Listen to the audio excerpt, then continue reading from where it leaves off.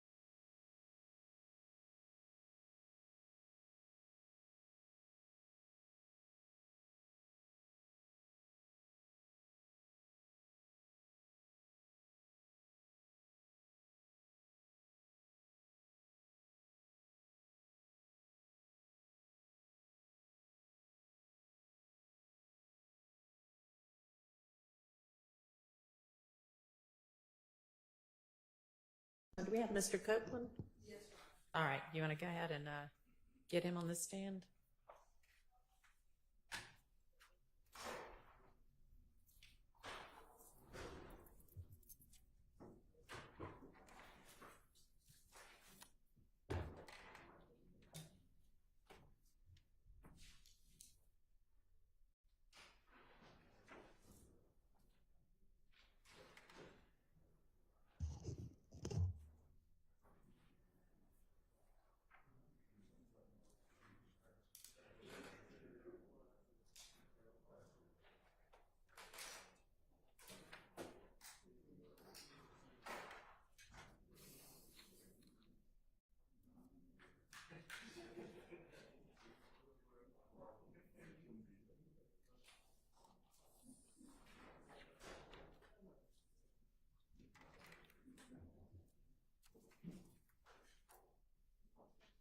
Good morning.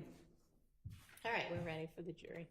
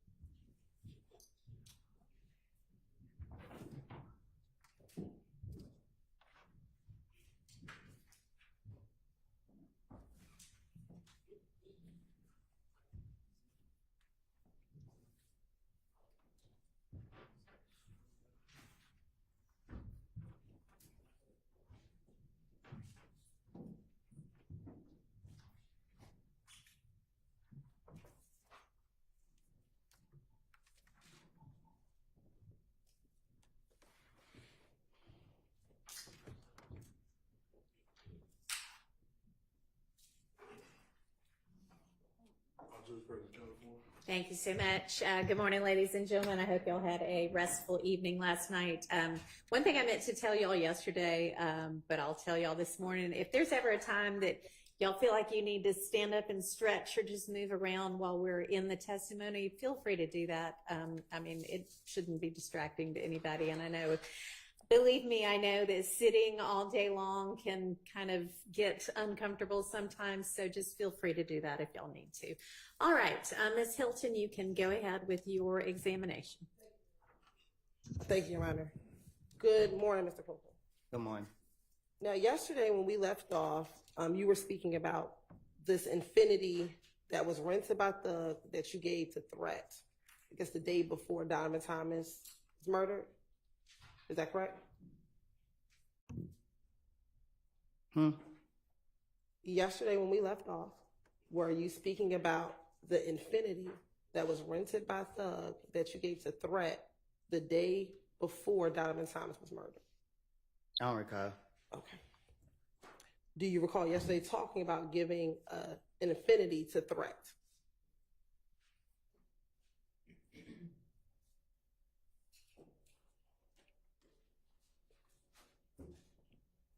Do you need me to repeat the question? Yeah. Okay. Yesterday, do you recall testifying about giving the infinity to threat. Mm-hmm. Is that a yes? Yes. All right.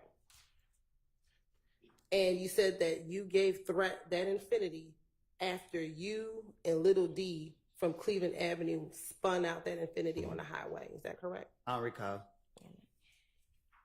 You don't recall what you said yesterday? I didn't tell you that yesterday. I said I gave threat to cut yesterday. Okay. Did you also talk about you spinning out the car on the highway yesterday as well? I don't recall. All right. And when you gave threat the car that was at the studio off of Northside Drive? I ain't for sure which one it was, but Would this be the studio that's 675 Metropolitan Parkway? Metropolitan? Yes. No. Is this the studio that? I don't recall which studio it was. If you saw a picture, would you recognize it? Recognize what? The studio. Hell, no.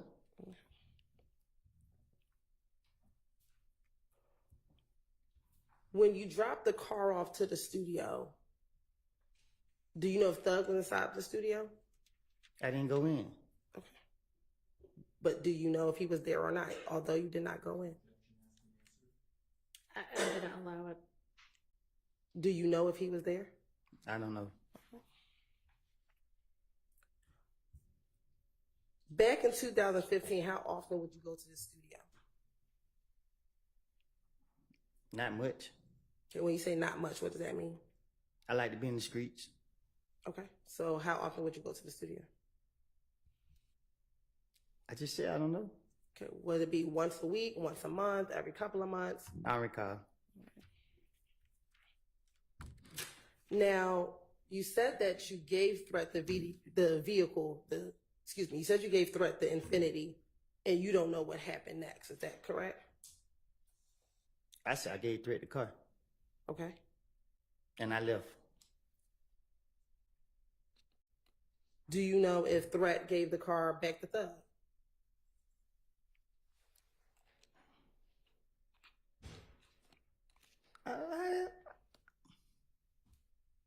I don't recall. I don't know.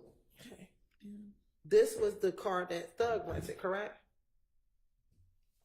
I don't recall. Yesterday, didn't you testify this was the car that Thug rented? Shit, I guess I don't know. Like, You don't know if Thug rented the car or not? yesterday you asked me, did I go to a rental car place with him? Yes. And what was your answer? What did I tell you? You tell me. I don't recall. Okay.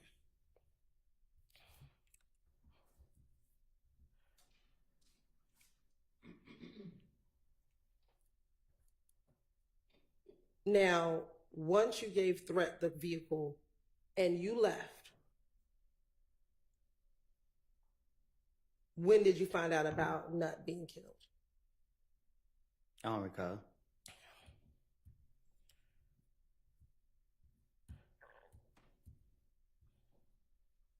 Did anyone tell you that threat killed Nut? Didn't? Sustained. Why did you bring up that you gave the Infinity the threat? Why did you tell me that yesterday? Because I did. Okay. And why did you tell me that? What you mean? Why did I tell you that? Yeah. Why was yesterday the first time that you ever mentioned giving threat the Infinity? Because y'all sitting here like y'all know what y'all talking about when y'all don't. Okay. So why didn't you tell the police that back in 2015? Because I ain't trying to go to jail. Why would you go to jail for giving someone a car? The same way y'all take me to jail for everything else. Okay. But is there a crime to give someone a car? Sustained. Why did you think you would get in trouble for giving someone a car? I don't recall.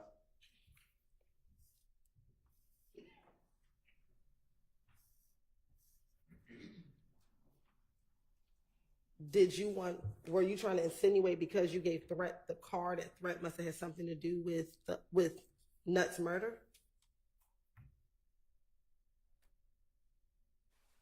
Huh? In telling me yesterday that you gave the affinity to threat, were you trying to infer that threat must have had something to do with Nutt's murder? I don't know what threat did.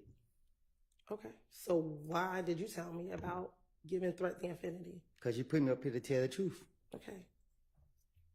Is there some truth? Did threat kill Nutt?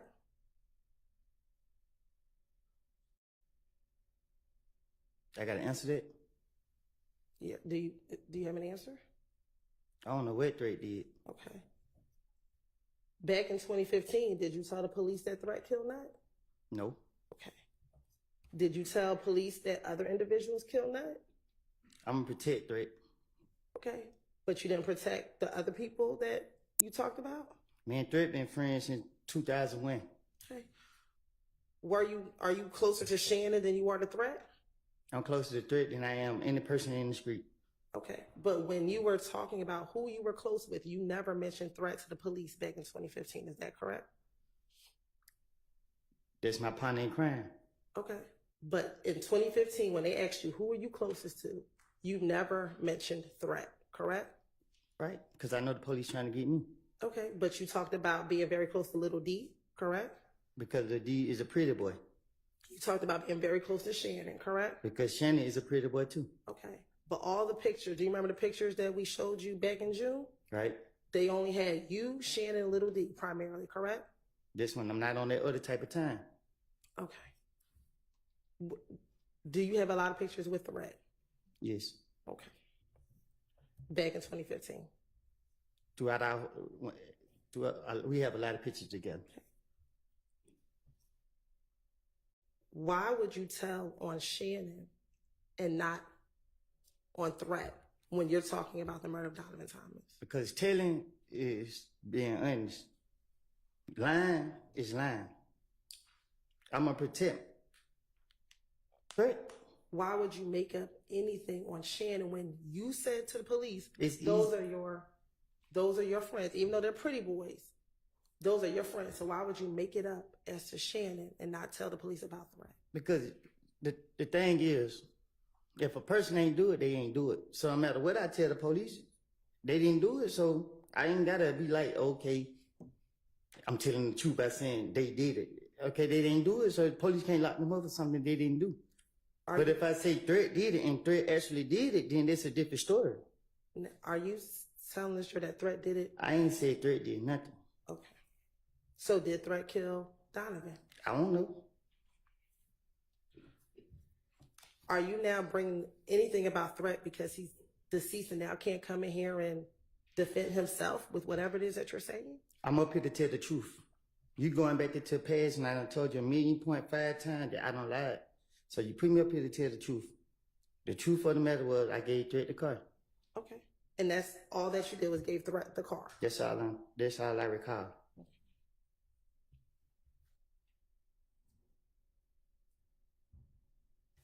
And you gave him the car at the studio. And once you gave him the car, what did you do?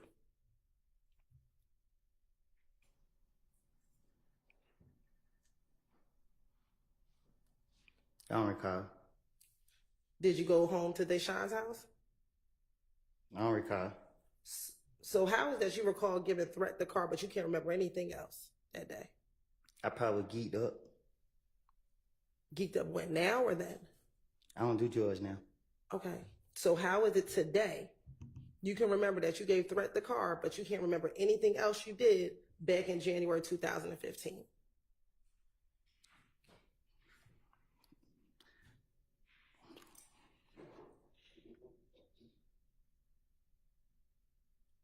I don't recall. You don't recall what? Nothing. Okay, so you don't recall that threat that you gave the car to threat? That's what you want me to say? I want you to answer truthfully, Mr. Copeland. I think I just said I don't recall. Now, yesterday you testified that Gaither and the police were out to get you. Is that fair? That you said that yesterday? You told me yourself that they did me wrong. I asked you a specific question. Yes. Okay. Isn't it true that in 2015 you would call Gaither if something happened in the streets? Because I'm playing on her. Okay. But isn't it true that in the January interview that you met with Gaither and Dennis, you called her to let her know that they were shooting at you? Because I ain't no telling what I did back to them. Okay. And it was after you called her that you went to the studio. I don't recall calling no Gaither telling her anything. I don't recall. In the interview, didn't she tell you, I waited up here for you because you called me? I don't recall. And that she was actually getting ready to get off of work, but since you called her, she waited for you. I don't recall. All right. Isn't it true that in the February interview, after you were shot at and your daughter and your child's mother was shot at, when they told you you needed to give the gun to someone, you said, I'm going to call Gaither and I'm going to give it to Gaither? I don't recall. Isn't it also true in May of 2015, when you were originally detained at the Dunbar Center with the gun, that they took you over to Turner Field because you asked to speak to Gaither? I don't recall. No. And that Gaither met you at Turner Field, correct? That's a lie. She didn't meet you at Turner Field? You got the police report. The police that got me said that every time they get me, they got to notify the gang unit to come get me. Did you? When they touch me. So you did not call and ask for them to speak to Gaither? No. Okay. And did you meet with Gaither at Turner Field? No, I was in the back of the police car in handcuffs. Did Gaither meet you at Turner Field while you were back in the car in handcuffs? I don't recall. And matter of fact, that day, did you get released? And, From Turner Field, did you get released? Yeah, I guess. Did you go to jail the day that you met Gaither at Turner Field? Did you go to jail that day? I don't think so. I don't know. Okay. You didn't get arrested for that gun at the Dunbar Center until June of 2015, correct? I guess. And isn't it true that even after you got arrested in June of 2015, that once you were in jail, you called Gaither multiple times to speak to her from jail? I don't recall calling her from jail.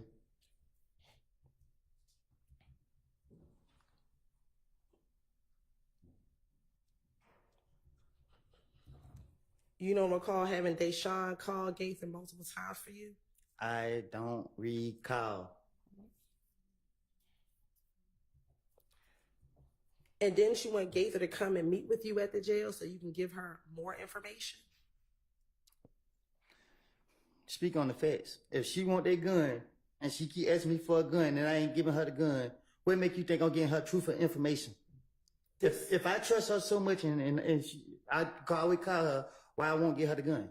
It's self-explanatory. Didn't you tell her you didn't give her the gun because Shannon had taken the gun to Miami? Or taken the gun while he was on tour with Doug? No, I don't know what I don't told her, but I'm not going to give her no evidence on me.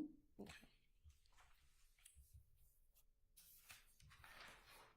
And wasn't Deshaun actually frustrated with you because you wanted to call Gaither so much and she didn't want you to call and speak to Gaither? Because Deshaun knew what I was doing.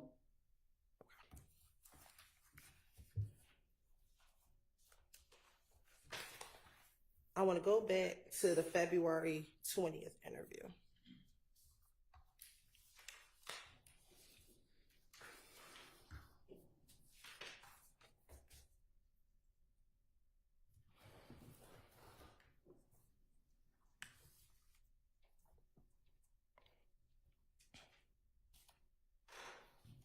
Now, I just asked you about Detective Gaither and speaking with her.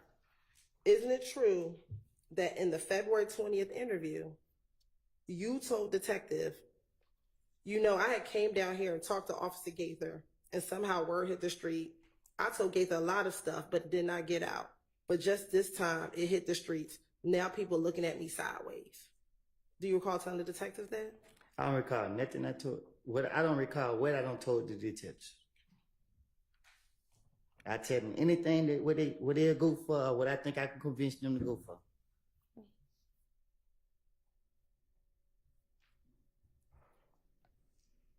And did you also tell the detectives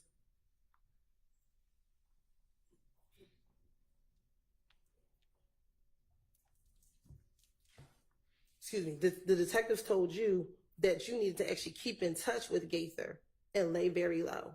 And you told them, I'll keep in touch with her and I'm going to give her the gun. Did I give her the gun? I didn't ask you that. I asked you, what did you tell the police? I don't recall what I told them, but I would have told them anything to get them out my face.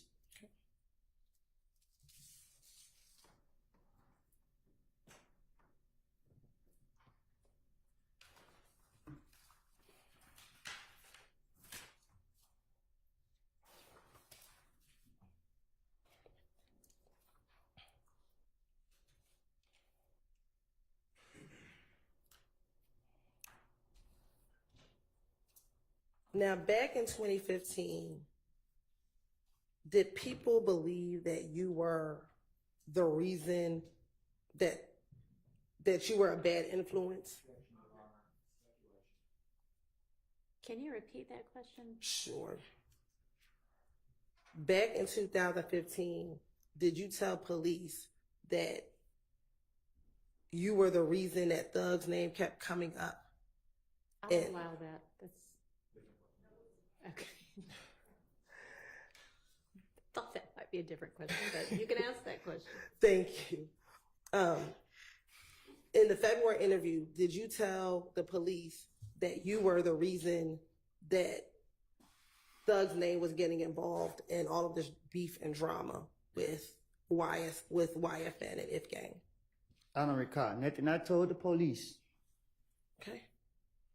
Did you say to the police, I heard someone say, I'm the reason. They said that I pulled Thug into this. I'm the reason they bring Thug name up. Thug has something to do with it because of me. Folks going around saying I'm trying to mess up his career. How the hell am I messing up his career? I had nothing to do with it. I didn't. I don't know what the hell is going on. Sorry. I had nothing to do with this. I didn't. I don't know what the hell is going on. I would tell the police anything to get them out my face. Okay.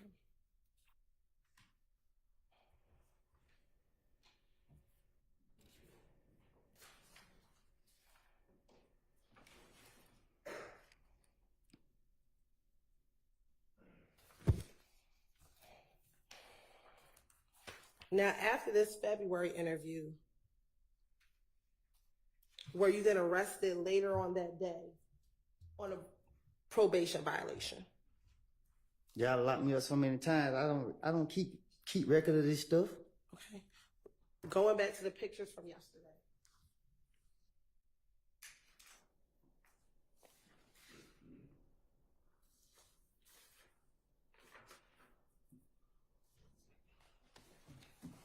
I'm showing you 378 Yankee Charlie 1 and 378 Yankee Delta 1.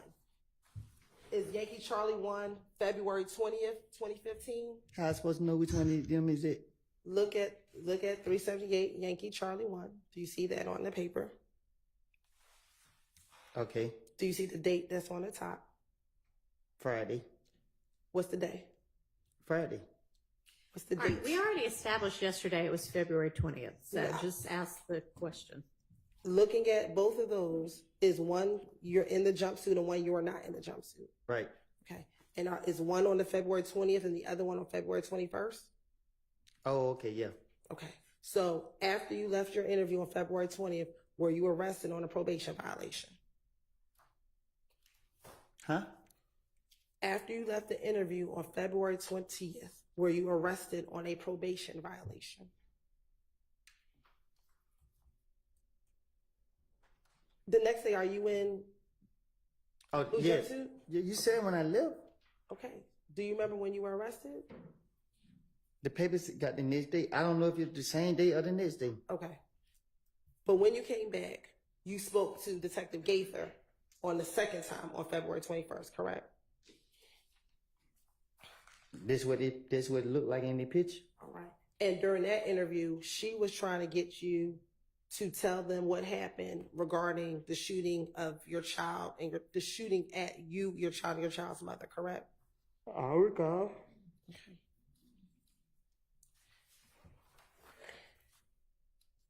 And during that interview, you actually begin the interview not talking about the shooting, but talking about what was happening between If Gang and you, because people thought you killed Nut, correct? I don't recall what I told the investigators. I was just saying whatever come out of the top of my dome to get them out for me.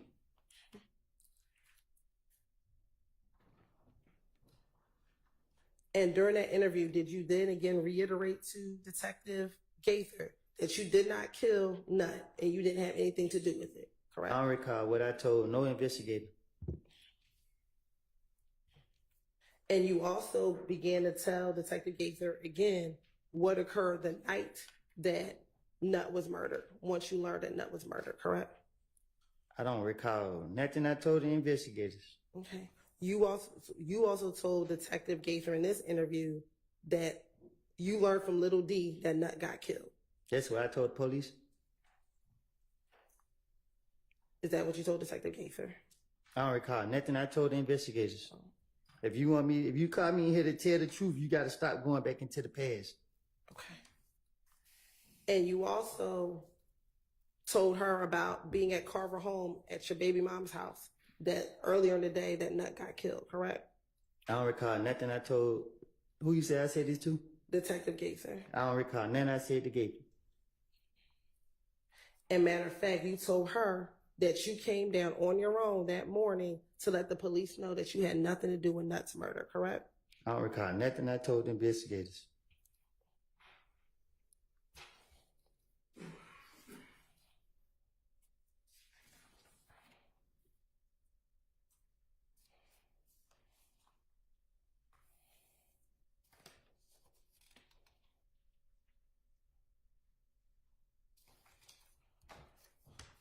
Now, did you also talk to Detective Gaither about your fear of being labeled a snitch? I don't recall. Okay. When she asked you to tell her about who shot at you and your child's mother, you told her, "I try my best, man, to just because if I help you tell you anything and make it even worse." And she asked, "What makes it worse?" "Now I'm a snitch. Now this and that." I don't recall. And she asked you, "You worried about snitching?" And you said, "I just want to get out of jail and just stay out the way." I don't recall.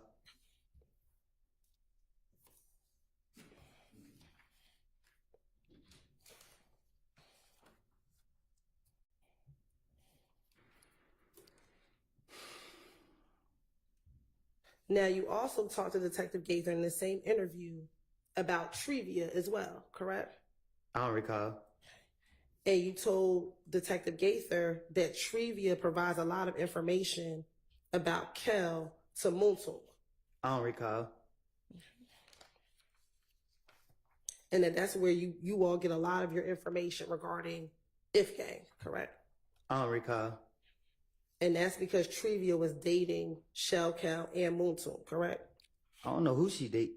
Okay. Did you tell Detective Gaither that Trivia was dating both Muntul and Shell Kel? I don't recall nothing that I made up to the police.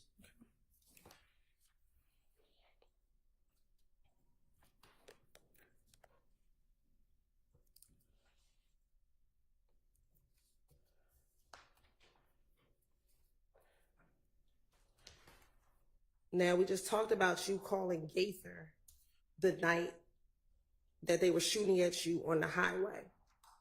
Do you recall yourself today calling Gaither the night that they shot at you on the highway?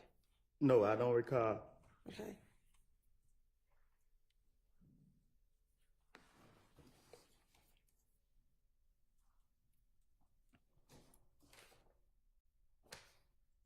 Now, do you recall Detective Gaither in this interview asking you who shot at you, your child, and your child's mother?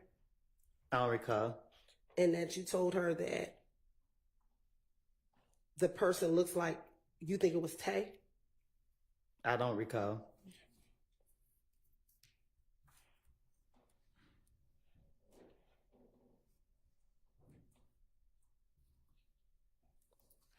Do you also recall telling Detective Gaither in this interview, which is now February 21st of 2015, that after they shot at you on the highway, that people from the opposite gang posted it on Instagram? So people from If Gang posted it on Instagram? I don't recall.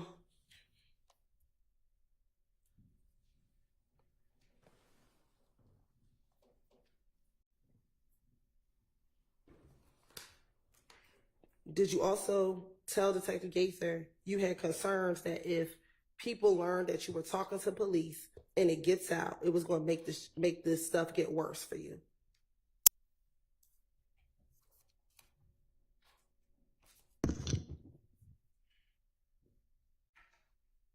You're staring. Are you going to respond? I don't recall. Okay.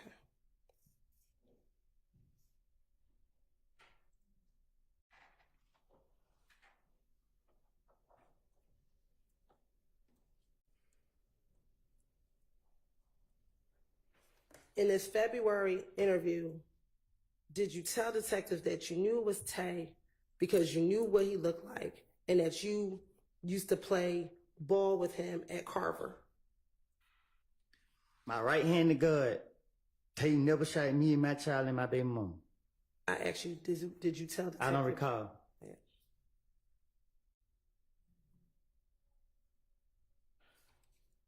And that you had concern because you had brought him to your house before? I don't recall.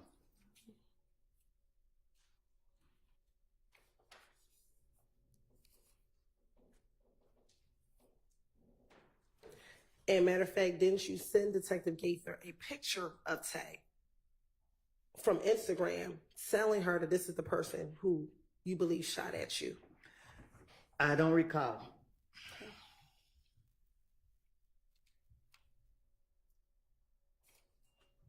And matter of fact, when you were speaking with her, she said to you, you can start out by, who is it? You sent me this picture. Which one is it? And you responded, it's the guy standing by in the brown. Say that again. When she asked you if it was the Instagram picture that you sent to her, when you were identifying Tay, she asked you, you can start out by, who is it? You sent me this picture. Which one is it?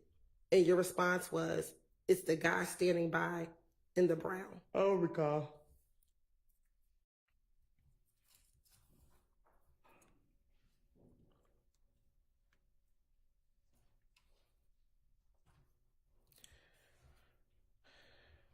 As it relates to being a snitch, did you also tell Detective Gaither that you were concerned being labeled a snitch because other individuals were being tortured because they were considered being a rat? You done? Yes, the question is finished. Being a snitch is someone who telling the police the truth. Okay. Were you concerned being labeled a snitch because you were telling the truth to the detectives back in January 2015? I done did so much stuff in my life. Being labeled a snitch, I don't recall. Okay. Specifically, you told her, I see how boy is living. And she asked you, how's he living? And you said, hell, he gets tortured everywhere he go. He a fucking rat, this and that. And I turn around, I'm in the same shoes he is. I don't know if he did whatever he had going on. I have not done none of this. It's just like, only reason I know this much information is because I be around so many people. I get the word. It's cap. Okay. And when we say it's cap, what does that mean? I don't recall.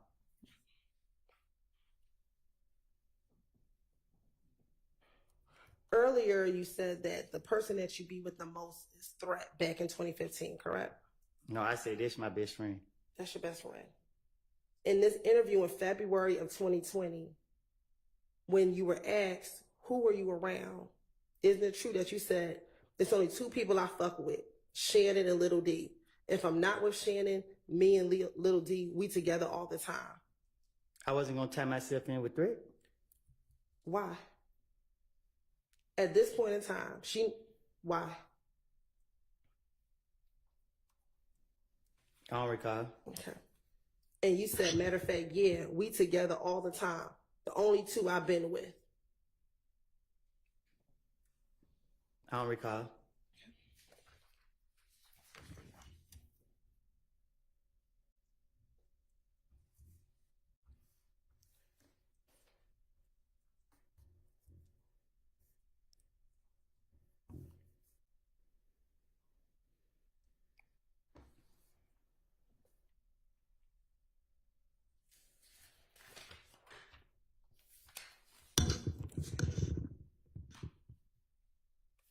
Now, you're saying that you were lying to the detectives. When they asked you for the gun, did you tell Detective Gaither, listen, Gaither, I tell you, I'm not going to lie, man. I'm going to get you the gun. He didn't want to give me the gun. This and that. I told the detectives, give me a couple of days, and I want to get the gun for you. And isn't it true? Is that what excuse me, do you recall telling Detective Gaither that? I don't recall telling her that. I don't know what I tell Gaither anything, but one thing I ain't gonna do, I ain't gonna be no fool. Okay. I'm not giving myself up. And isn't it true that in June, you finally gave Detective Gaither the reason why you could not give her the gun? Because she caught me again, right? I don't recall what I don't say in no interview, but I'm not stupid to get a police no gun.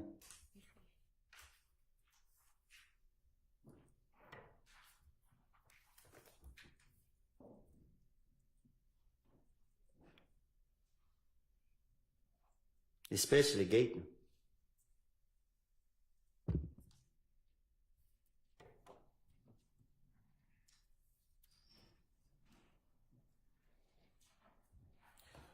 In this February 21st interview, did you also tell Detective Gaither again about this meeting with a man named Mo, and he gave you 97 days to live? Did you tell Detective Gaither about this meeting? I don't recall. Isn't it true? You told Detective Gaither.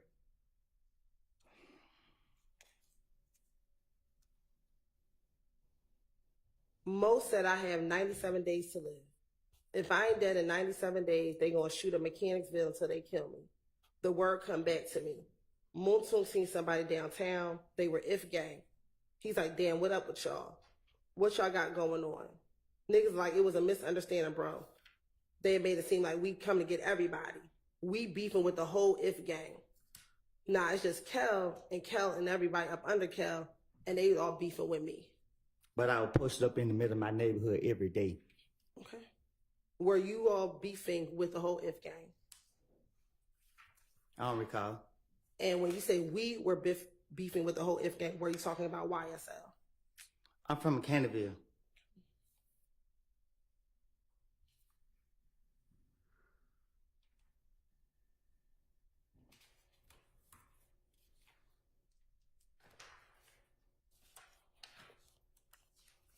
Now, during that interview in February 21st, do you recall another detective coming to speak with you about an unrelated issue? I don't know. Okay. Do you recall someone coming in and talking to you about another murder? If you say. Okay. And during that interview, she talked to you about being a part of YSL, correct? I don't recall. What I talked to with any of these police is about, I just know that I was trying to get them out for me.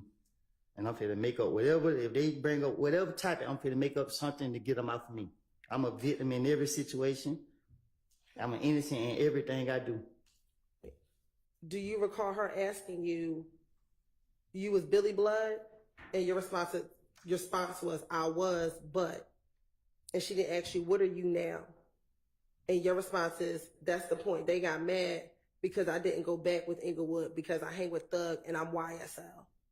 I don't recall saying that.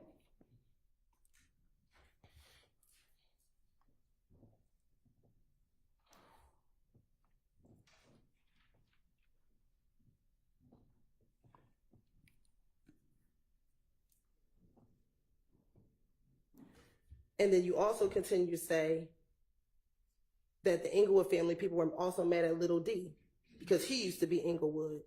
And when he got in, excuse me, strike that. You also continue to say that Inglewood was mad at Little D as well, correct?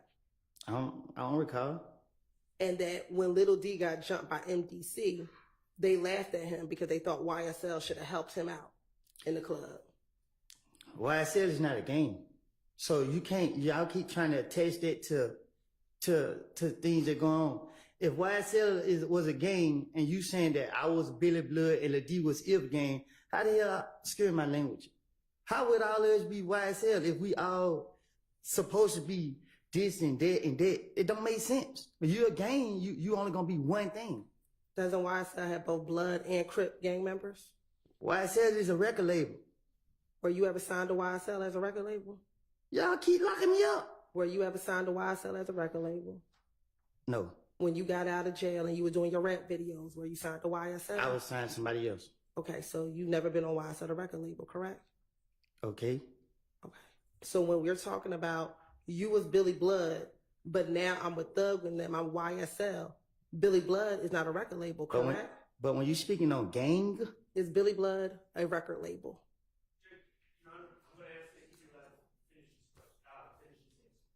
All right, Bill, he didn't seem to be answering. Go ahead and answer the question that's on the floor. Is Billy Blood a record label?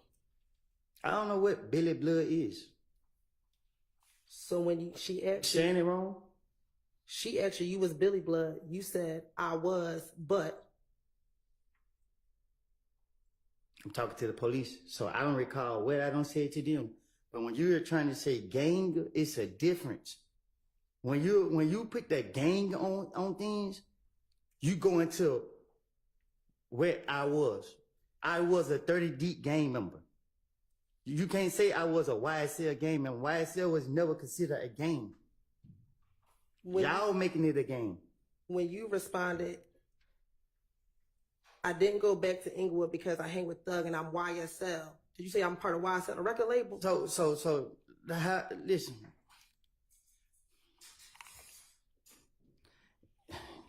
It's not a game. You know what I mean? It don't matter how y'all try to put it, how y'all trying to see it. A gang is these people right here, everybody right here, and everybody. You can't put Crips and Bloods together and say that this is a gang. Because if the Crips and Bloods get into it and everybody just saying that, they YSL, they got to pick what they going to choose. You can't say, like when I was down the road and then people like, oh, that's Woody. He be with Young Thug, such. And the Blood's like, well, he not Blood. And then the Crips like, well, so when they get in, it don't make sense. Y'all got to get that. Y'all don't know what y'all talking about. Y'all in here trying to make something more than what it is. It's not. Is Duke a Crip? I don't know. Ask Duke. I'm asking you. I don't recall. Okay. And is Duke a part of YSL? Ask Duke. I'm asking you. But we speaking on gang. I asked you a simple question. Is Duke a Crip? I don't know. I'm not a Crip. Never was. That's not what I asked you. I can't tell you who's a Crip and who's a Blood. Do you know if Duke is a Crip? I know I'm a civilian. Overruled. Do you know if Duke is a Crip? I don't recall. Okay. Do you know if Duke is a member of YSL? I don't recall.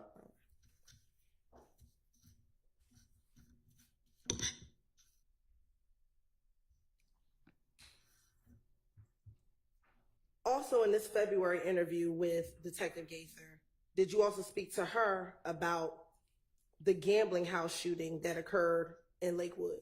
I don't recall. Did you tell her the whole time it come back on Kel and them? Because there's a little gambling house we go hang out and gamble.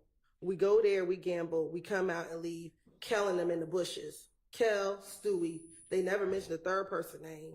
They in the bushes. They start shooting at us, and they shot so many times. Shit, I was just glad to be alive. I don't recall. And when she asked you what gambling house, you said in Lakewood. They shot so many times. So damn near shot everybody's car. But they missed everybody and grazed one person across his back. But when the police come, came, he had already left. Couple people left, but it was Kel. Do you I don't recall.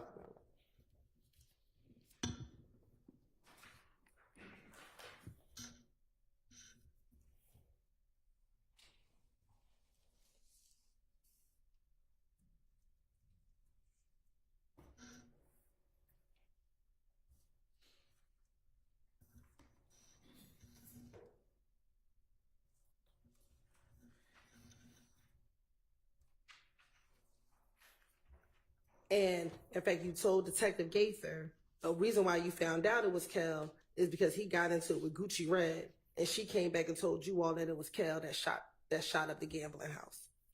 I'm talking to the police. I'm going to tell them anything to get them out my face. I don't recall what I don't told them, so you keep asking me the same these questions about what I told the police. Ask me about what's going on today. I don't recall about no lies I don't told in the past. Back in 2015, were you afraid to come to court to testify if you had to against Tay? Can you say it again? Sure. Back in 2015, when you had this interview with Detective Gaither, were you afraid that you would have to come to court to testify against Tay? Miss Hills, you know I'm not afraid of nothing that's walking on this earth. Okay. You know that. Looking at that interview, did you tell Detective Gaither, if I describe him in your case, I will have to come to court? I don't recall. What I don't told the investigator, whatever you call them. And then you also asked Detective Gaither,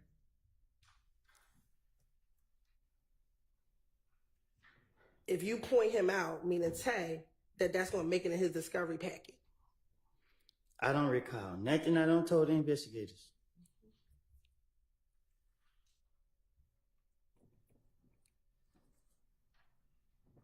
And matter of fact, Detective Gaither said to you, I mean, if you identify him, you a victim. I'm not going to sit here and lie to you and say it's not going to eventually come out. I don't recall. Nothing I told the investigators. And you told her, man, I know if I do this, shit just going to get worse and worse. Ms. Hills, I don't recall. Nothing I don't told the investigators. And you continue to say, nah, I'm worried about he get locked up, he get the discovery, see, I circle his picture and put my name on there, and he gonna send it to the street, say I told on him. And they gonna put it on Instagram and Twitter, and they gonna tell everybody, and then I'm gonna just be like, boy, then nobody won't be around me. But the God honest truth is he never shot at me. Okay. But back in 2015, your concern was if you pointed him out, you'd be labeled a snitch, correct? No, my concern was that they locked him up for something that he didn't do. You know what I mean? Like, I don't recall, you know what I mean? I don't recall what I don't told the investigators, but telling them the truth be the last thing I ever do. And matter of fact, you kept asking, I'm gonna have to come to court, correct? I don't recall what I just said to the investigators.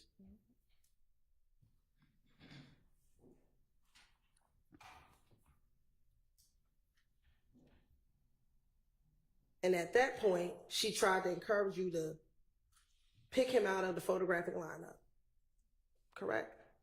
I don't recall.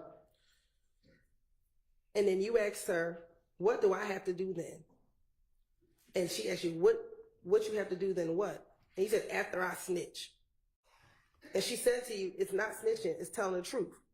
If you call it snitching, you circle the person you know that shot at you.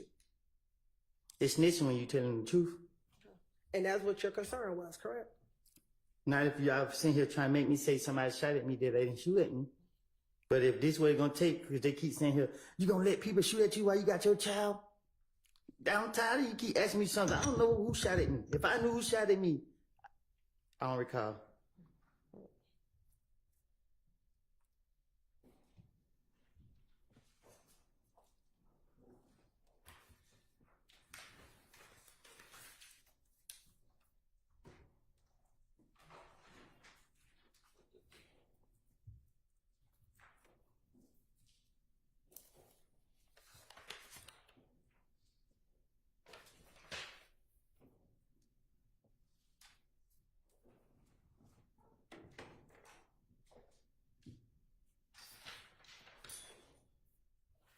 Now, you said that everything you told the detectives is a lie. But didn't you also tell detectives that every time you hung around with Young Thug, he told you he was going to show you some new shit? That he's going to show you a new way of life? I don't recall what I done told the investigators. Was that a lie? I don't recall what I told the investigators. Did Young Thug tell you at some point in time back in 2015 he was going to show you a new life? What the hell? My life was all right. So I don't recall him telling me that. Did you travel with Thug on tour? No, I never traveled with him on tour. Did you ever travel with him on a plane? Yes, I have. Okay. Did you ever go to Miami with him? Yes, I have. Did he ever give you money to post up in the club? Nope. I want to pay somebody your money. Did you tell the police that he would give you money at times to flash in the club? I tell the police, what you don't tell them this is my money? They gonna want to know where I got it from?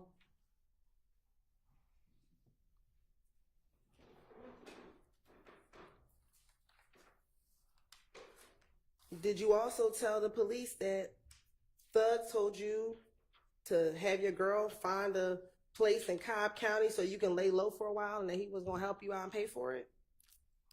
I tell the police anything to get them out my face at the time. I don't recall what I done told them. Did Thug offer to pay for some place for you and your girl to live to lay low? Did he ever do it? That's not the question I asked you. No, I made it up. I don't recall what I done said. I don't know. I don't even know if I said that to the police. Okay.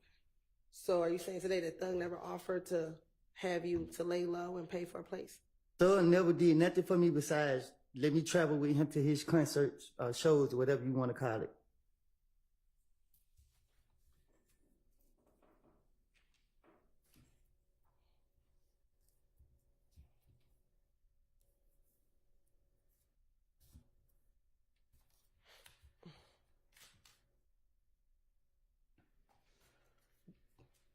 Didn't you tell the police after they asked you this question, they asked you, Thug can't get no money to get your girl to move? And you said, I know he will, but I'm in jail. They asked you, I mean what? To send words to send word. If he's going to look out, he would. Sorry. I mean what? To send word is to send word. If he's going to look out, he will, jail or not. And your response is, he said, find somewhere in Cobb or Clayton County. They won't come there. He said, don't bring anybody to the house. I don't recall nothing I done told to the police.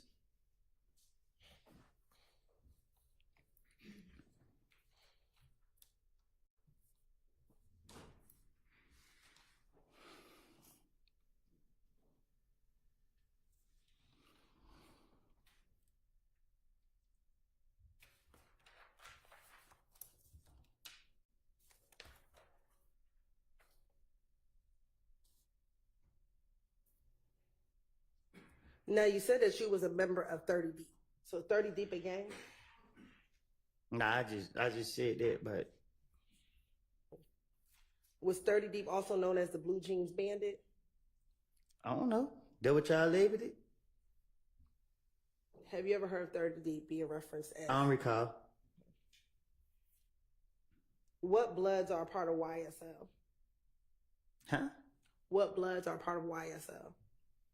What you mean? What Bloods are a part of YSL? You can't. I don't recall.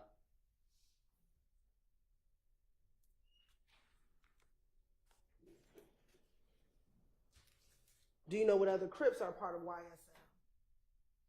I don't recall.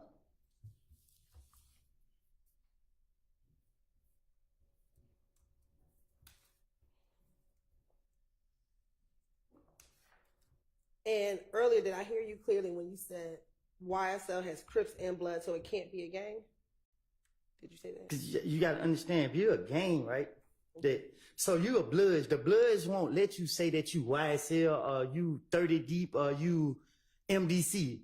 You gonna even be Blood and whatever that is, a Crip or whatever that is. You can't be two, three different things. Like, where they do that at?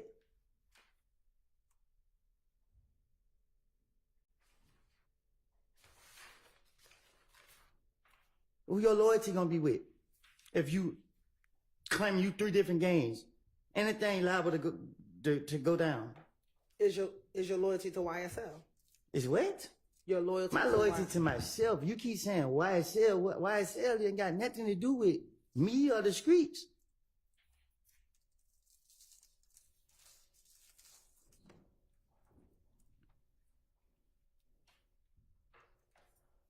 I just asked you whether or not Thug gave you money to flex on the stage, and your response was he did not give you money, correct? I tell the investigators anything. That's what my response was. Okay. In that January 28th interview, did you tell them Thug gave me money and I'm on stage flexing the money? I don't recall what I told no police.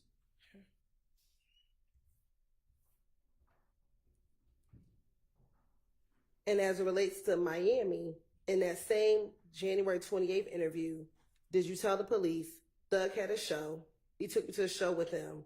Thug had a show. I think it had to be in Miami because it was on a Sunday. We flew to Miami on a plane. While we in Miami, they was like in the club, this and that. I don't recall what I done made up to tell the police.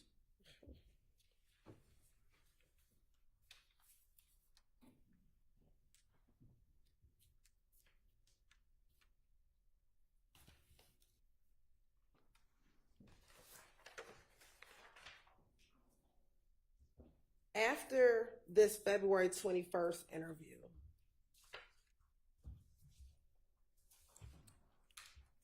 did you go to jail? Can you say that again? After you were finished with this February interview, did you go to jail? I don't know what you. After you left that interview, when you're in the blue jumpsuit, did they take you to jail? Huh? After you left the interview on February 21st with Detective Gaither and Detective Dennis, did you go to jail? Did they take me back to the jail? Did they take you back to the jail? I'm pretty sure they did. Okay. And were you released in March of 2015 from your probation matter? After y'all false arrest me? Were you released from jail in March of 2015 from the probation? I was released, I don't know when. Okay. After March of 2015, before June, did you ever go back to jail? Between March of 2015 and June, do you recall going back to jail? I went to jail every time the police saw me. Okay. Did you ever go back to the Fulton County jail between March and June? Huh? So back in 2015, Right. you got out after this probation violation, correct? You got out of jail, correct? Yeah, I got out. Okay. And we know the next time you went to jail was in June because they arrested you at your house, correct? No, they locked me up at Deshaun's house. Excuse me, at Deshaun's house, correct? Right.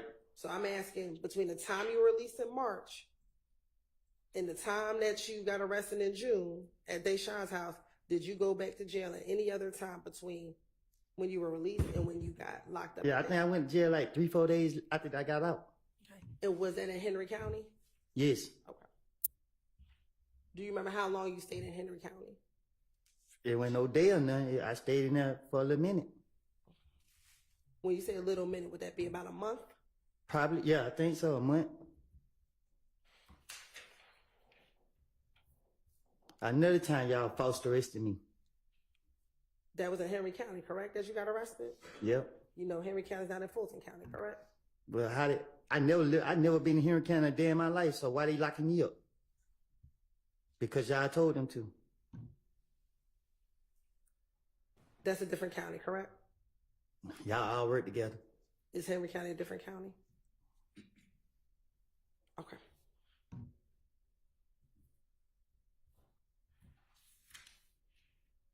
Now, during this time between March and June, were you still being accused of killing Nut? I don't know. Did you still believe that people thought you killed Nut? I don't recall. Also, during this time, isn't it true that you thought that Thug was trying to kill you as well? Huh? Between March of 2015 and June of 2015, did you believe that Thug was trying to kill you? I don't recall. When you get arrested in June of 2015, you were frustrated. Is that fair to say? Can you say that again? When you got arrested in June of 2015, you were frustrated, correct? I was. Okay. You were upset that people were blaming you for something that you didn't do, correct? No, I was upset. Y'all kept locking me up, and I was trying to get it. I don't recall. Okay. Did you tell the police you were upset because people kept blaming you for something that you did not do? I tell the police anything to finish my way out of jail. And you also told the police that you thought Thug was trying to kill you, correct? I tell the police anything to finish my way out of jail. Okay. And it was during that June interview that you gave it all up, didn't you? Gave what all up? That you told about everything that happened the night of Donovan Thompson's murder. I had enough time to I don't recall.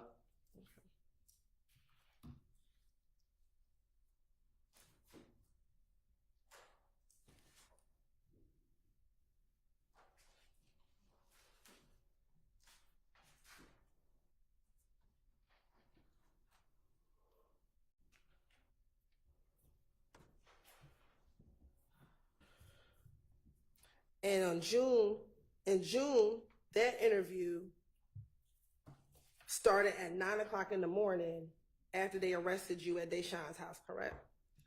If you say so. Okay. And you were arrested at Deshaun's house for the gun that they found at the Dunbar Center in May of 2015, correct? I think so.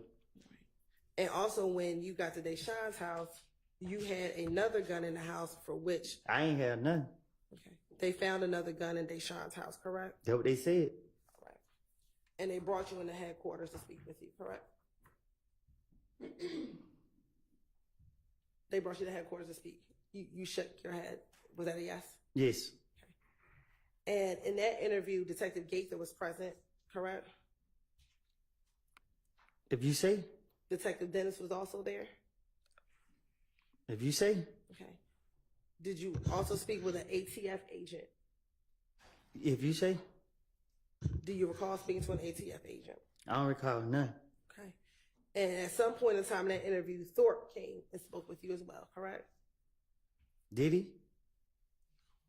At some point in time, okay. do you recall Thorpe coming to speak to you as well? All right. And then you also spoke with some internal affairs officers, correct?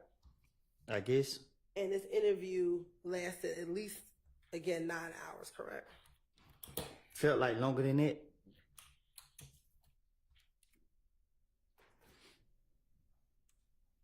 And when you first get into that interview, you tell Detective Gaither that you have not been hanging around Shannon. Can you say it again? When the interview talk starts, you tell Detective Gaither that you had not been hanging around Shannon anymore, correct? I don't recall what I told the investigators, but believe me, if I'm not going to tell them the truth. Okay.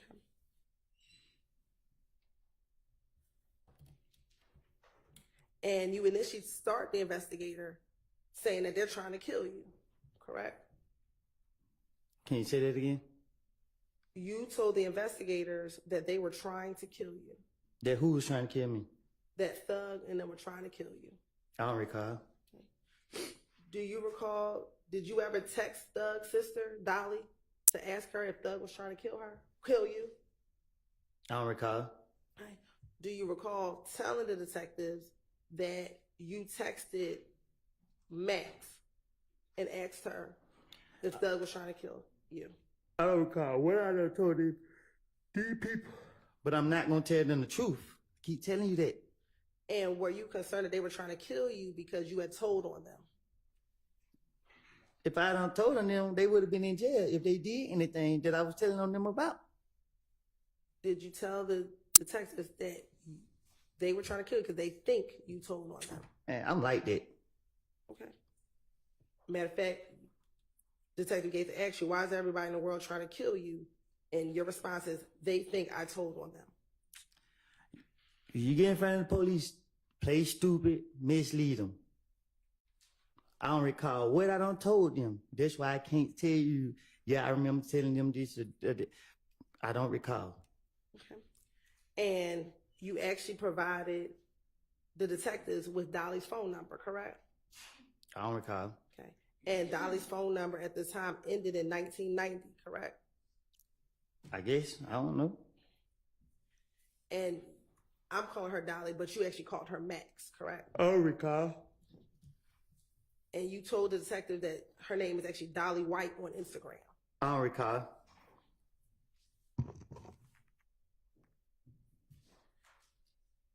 And you told the detectives that you called her and you asked her, your brother trying to get me killed, what the hell have I did to him?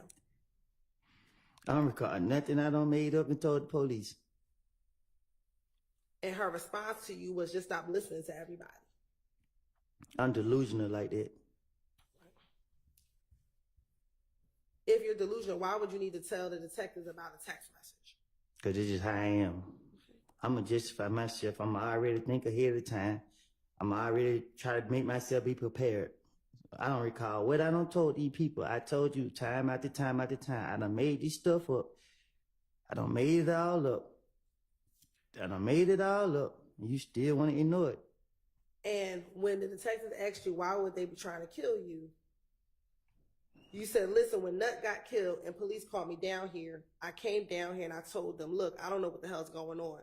These police acting like they think I killed this man. I keep telling them this.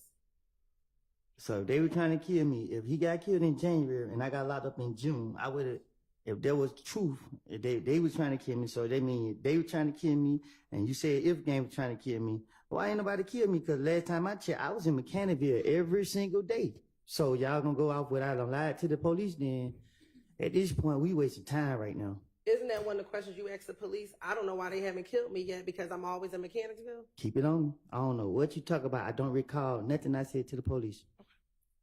And also, when they asked you,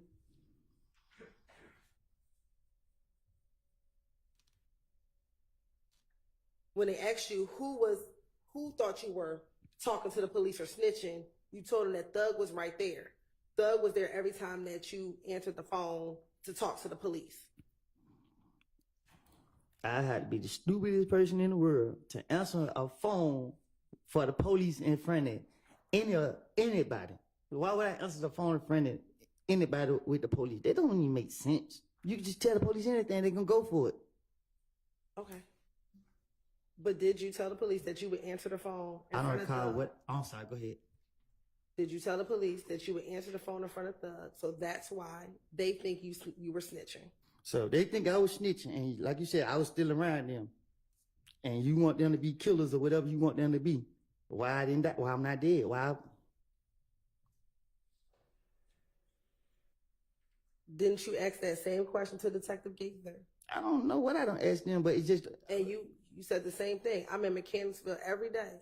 So if they want me to be killed, why haven't they killed me yet? That's the same question you asked Detective Gaither, correct? You telling me or you asking me?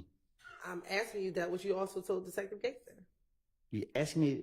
That's what I'm trying to tell you. So you can't pick and choose what I'm telling the truth about or what I'm lying about. I can't say the word what I'm trying to say because you don't want me cursing. Okay. So the point is, did you tell Detective Gaither the same thing you're telling here is, why haven't they killed me yet? I've been in Mechanicsville every single day. I tell the investigators anything so that I'm innocent, I look innocent, and I ain't guilty of nothing. Are we clear? I understand what you're saying today. Okay. Let's talk about what you told the police back in 2015. Back in 2015, because you still haven't answered this question. Did you tell the detectives the same thing that you're saying here today, which is, I don't know why they haven't killed me yet, because I'm in Mechanicsville every day. So? What you saying? I'm answering that question. Did you tell the detective the same thing you're I saying? don't know what I done told the investigator. I asked them that 30,000 times already. I don't recall what I done told them. But what I'm telling you is, if somebody gonna kill me or somebody wanted to kill me, it wasn't hard to kill me. I was outside, still ill. All right. During the same interview,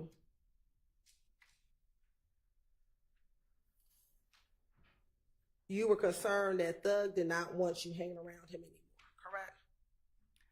I'm talking to the police. They're trying to tie this man into me. Okay.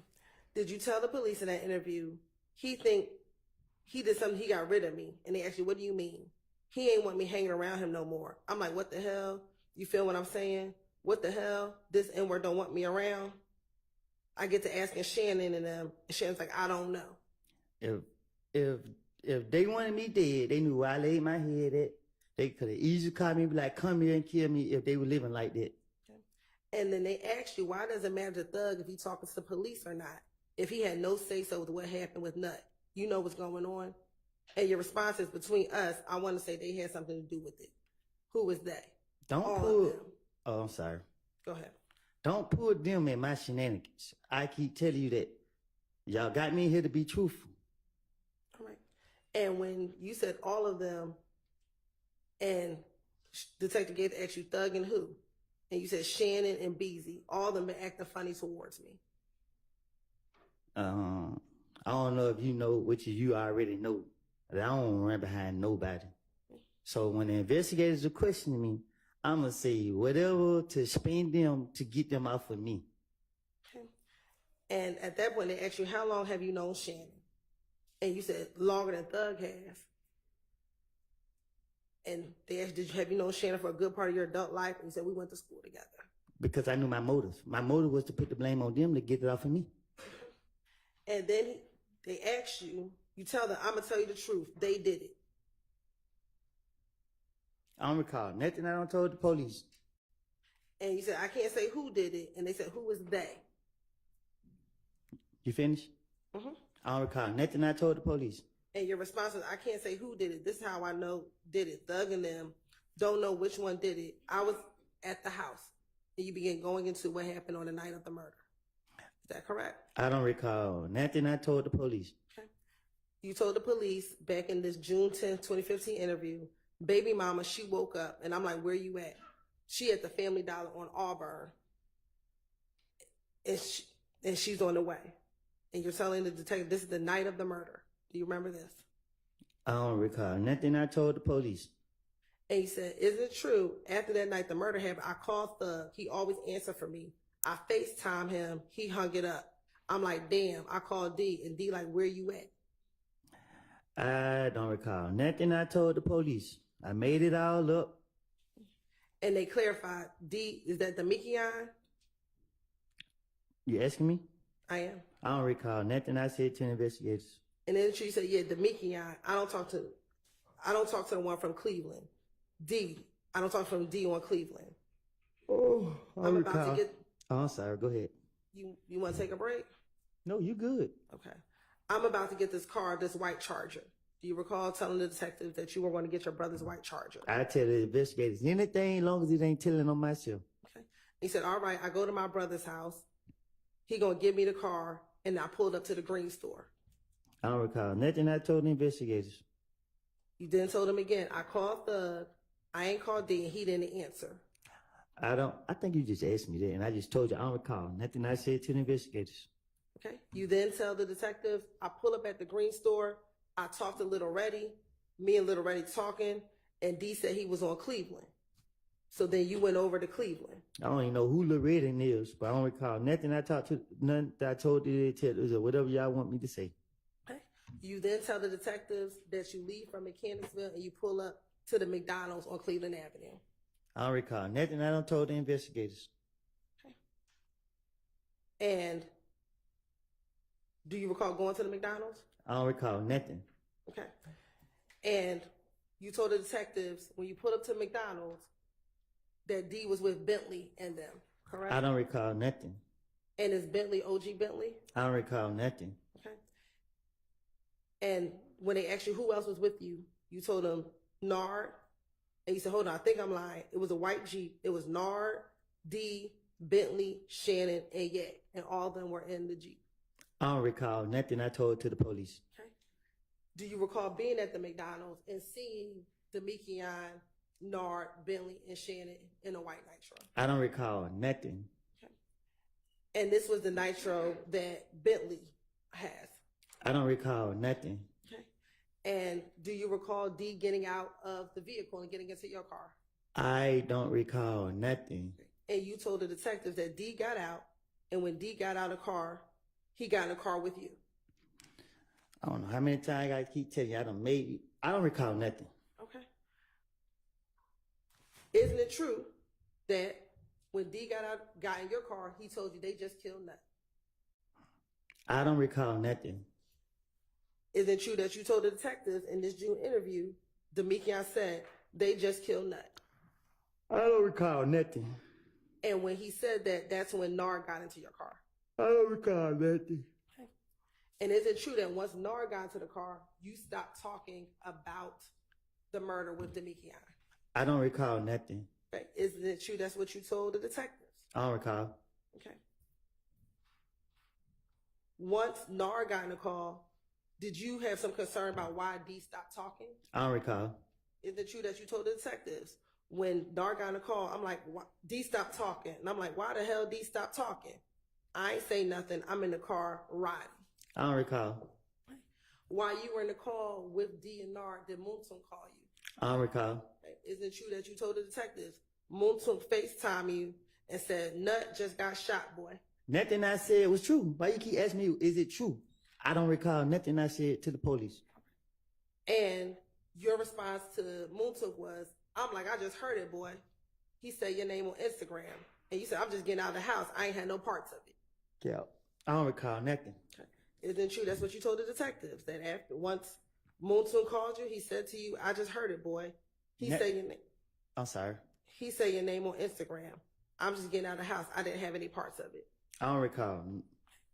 And they asked you, who was Nard? I don't recall. Do you know who Nard is? When you asked me that back there, what I told you? Do you know who Nard is? No, I told you back there I didn't know who Nard was. Have you ever seen Nard? I don't recall nothing. I don't told the investigators. My question to you is, have you ever seen Nard? I don't recall. And when they asked you who Nard was, is it true you told the police that Nard was locked up?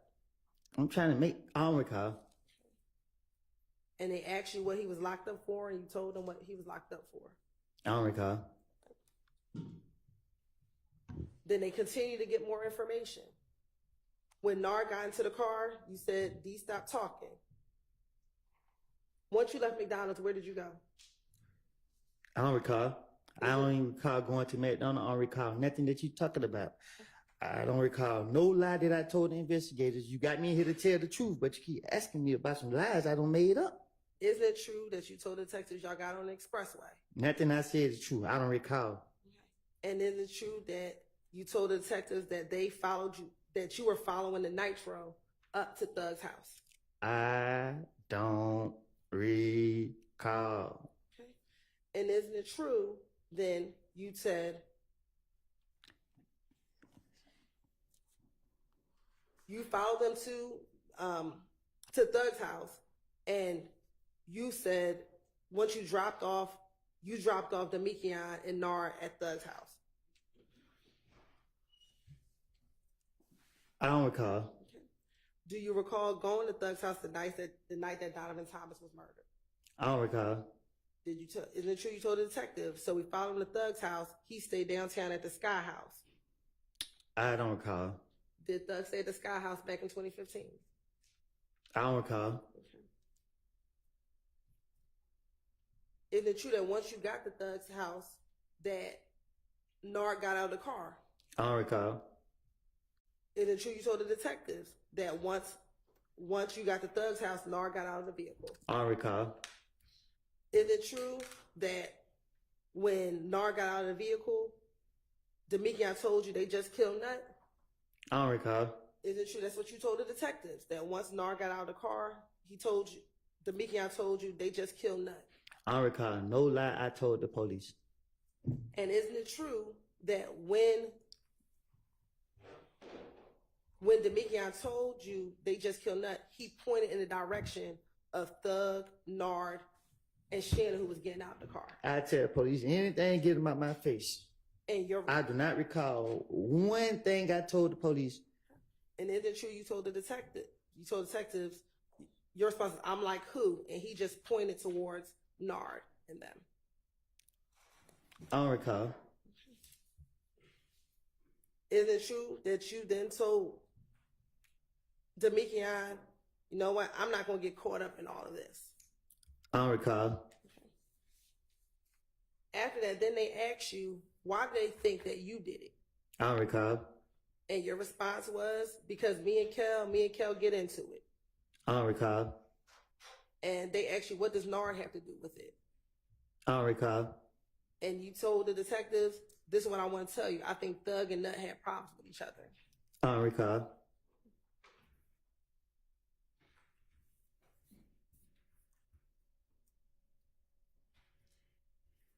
And weren't you telling the detectives information that you learned from Demekion? I don't recall. And they actually asked you if Demekion would come down there and talk with them, correct? I don't recall. And you told them, I don't think he's going to come down because when you gave them Demekion's number the first time, Demekion never called them. I don't recall. And you actually told the detectives you encouraged Demekion to call the police. I don't recall. And you told the detectives, I told D, I love you too much. I helped you. These niggas not for you, bro. And you going to go with them. I don't recall.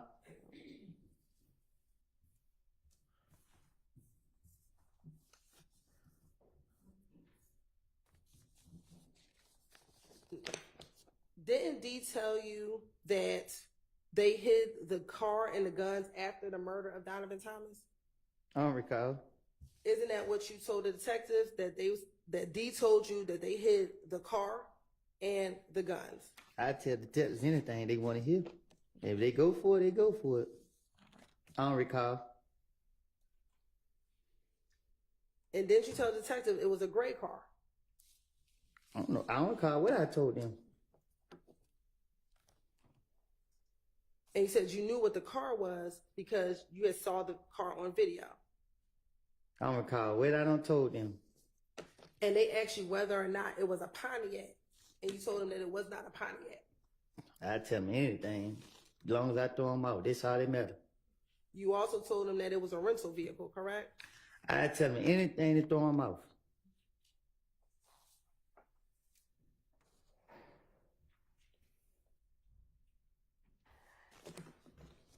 And although you're telling us today that you said anything to throw them off, isn't it true that you told the detectives, I promise you, I ain't lying.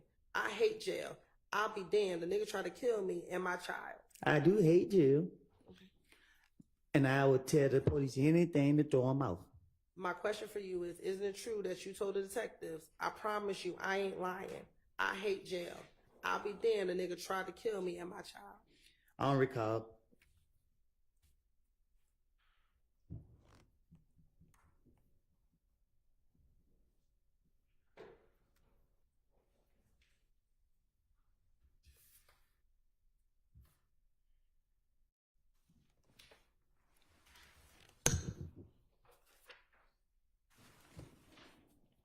Hi, Miss Hilton. Let's take a break. It's about time for our morning break. Let's take 10 minutes or so.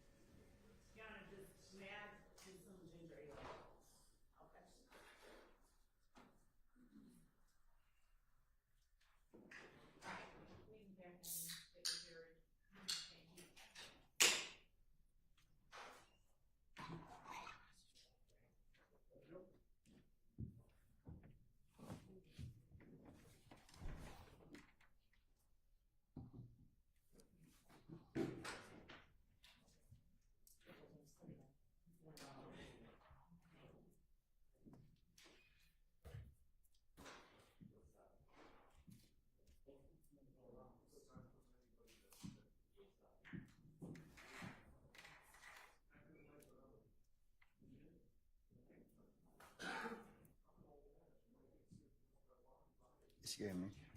They got words on it. Hmm. Oh.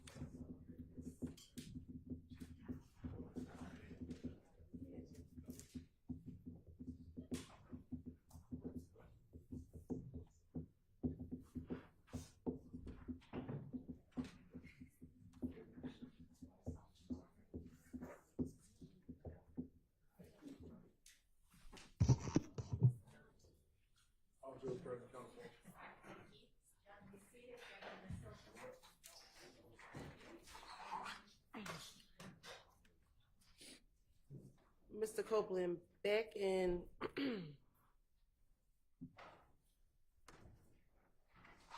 2015, were you mentioned in any of Thug's songs?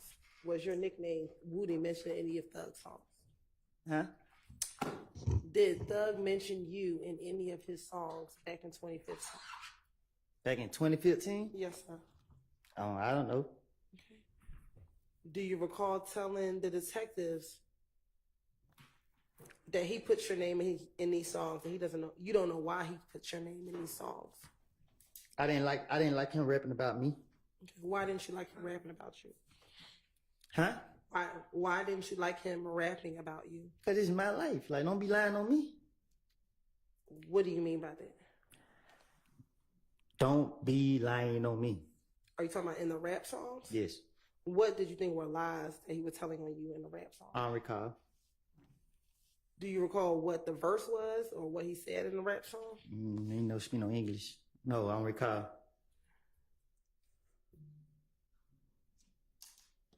Now, back in 2015, we talked about the gun that you had, the gun that was at the Dunbar Center. I ain't had no gun. Hey, was there a gun that was in a H&M bag that they found at the Dunbar Center? That's what they said. All right. And is it true that Quindarius Zachary or Little D from Cleveland purchased that gun for you? I don't recall. Okay. Isn't it true that you told the detectives when they asked you, how did you get possession of that gun? You said, I got it the day he bought it for me. I don't recall. And you asked, and you said, yeah, he bought it for me. He bought it out of the pawn shop for you.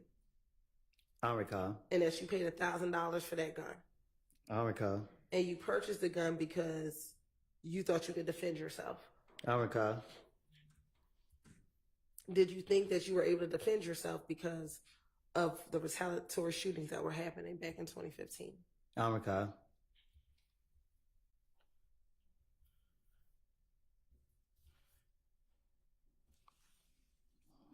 Do you recall telling the detectives that another detective told you you had a right to protect yourself? I don't recall. but that you couldn't take the gun if you were at the club, but if you were at home, you had a right to protect yourself. I don't recall.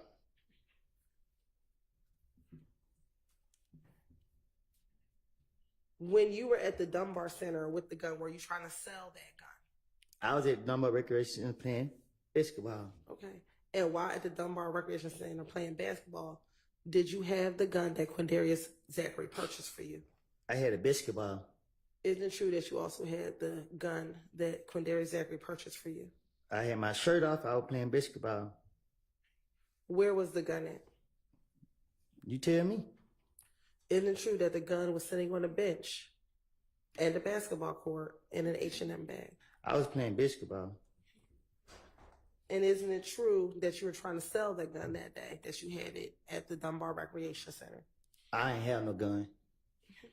Isn't it true that you told the detectives that you gave them the gun to sell and that they were going to sell the gun, that you were trying to sell your gun that day, that you got caught with the gun at the Dunbar Recreation Center? I tell investigators anything.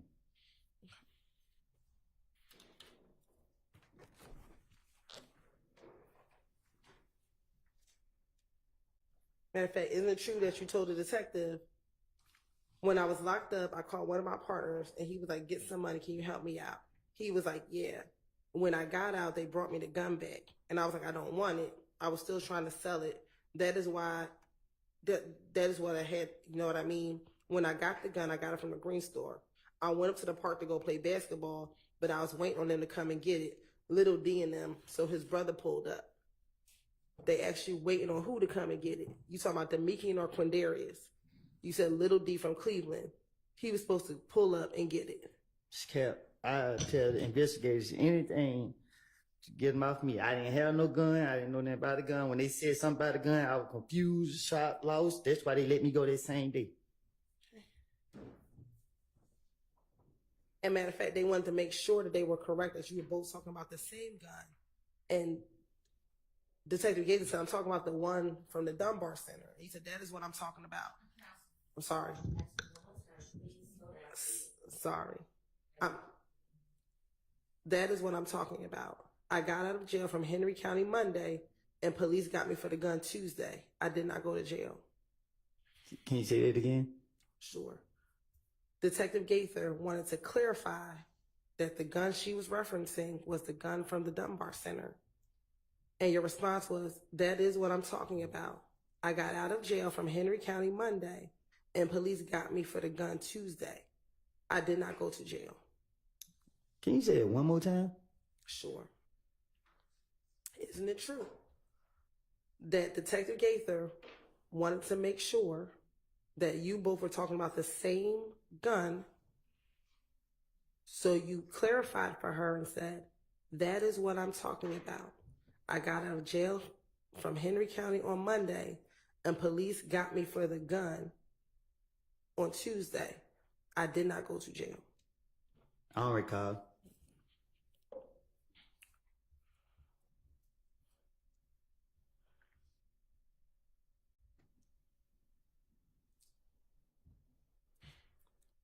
Now,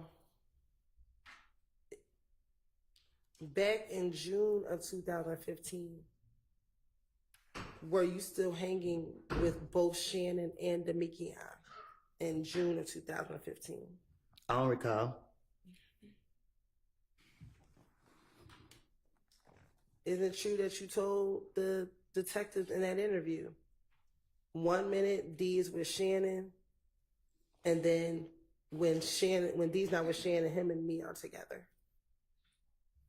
I don't recall.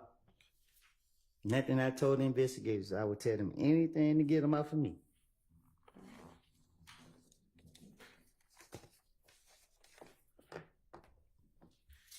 Back in 2015, did you get all of your information from Little D from Cleveland? Excuse me, Little D from Mechanicsville. Say that again? Back in 2015, because you were locked up from parts of time, did you get all of your information from Little D from Mechanicsville? I'm Mr. Make Believe. I make it up. I don't recall. Nothing I done made up. I keep telling you that. Isn't it true that you told the detectives in this same June 2015 interview, I get all my information through Little D, and they clarified which Little D, and you said Mechanicsville, and they said, so Demekion, and you said yes. I don't recall nothing. I don't see whatever I made up to the police. Okay. Do you recall saying that he's always in the midst of everybody? Everyone talks through him. You know what I mean? I can always just ask. I can call Lil D right now, and he will sit here and tell me what's going on. Nah, I don't recall nothing, but I do know that I tell Lil D what to say. So if I told the investigators go ask Lil D something, it's because I don't told Lil D to be prepared for it.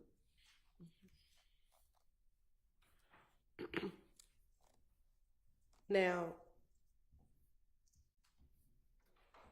in 2015, did you know someone by the name of Valerie or V? Who? Valerie. Who? Did you know someone by the name of Valerie? I don't recall. Okay. Isn't it true that you told the detectives that it was Valerie who told you that Thug wanted to kill you? I don't recall nothing. I don't made up to the police. Isn't it true that you told the detectives that Valerie got into a car while you were at a baby shower and told you that Thug was trying to kill you? That wasn't true. I made it up. If I did say that, if I didn't say it, I don't recall nothing I said to the police. Isn't it also true, though, on a jail call after June 10th, 2015, you told Max that Valerie told you that Thug was trying to kill you? Yeah, because I told you one thing, I don't recall. Okay.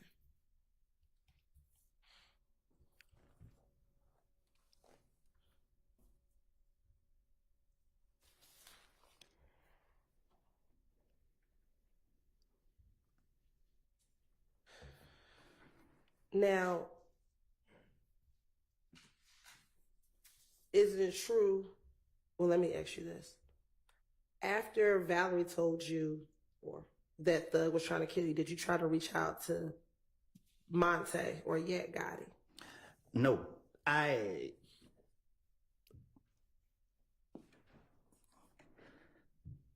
don't got nothing else to say. Oh, okay. Isn't it true that you told the detectives in this same June 2015 interview, you saw Monte and Detective Gaither asked you which Monte? Your response, Yak. Like day before yesterday, went to the graveyard. When I seen him, he was at my cousin's house. I was like, damn, man, we grew up together. They asked you, what is Yak's real name? Do you know? You said no. Detective Gaither, you said you grew up with him. Your response, I just know his first name, Monte. Don't know the last name. You said to Monte, MFers told me that Thug planned on killing me. And Monte's response to you was, hell nah, bro, I never heard that. He denied it. He said, you said that people will never say it. Word was, I was talking to the police too much. You feel what I'm saying? So once I was released from Henry County Jail, everybody was asking me, did I hear the song? Everybody was telling me that Thug had put out the song Halftime. And the police wasn't targeting me again. That's why they got me the next day. I was mad. I was like, damn, this nigga telling on me, putting me in his song.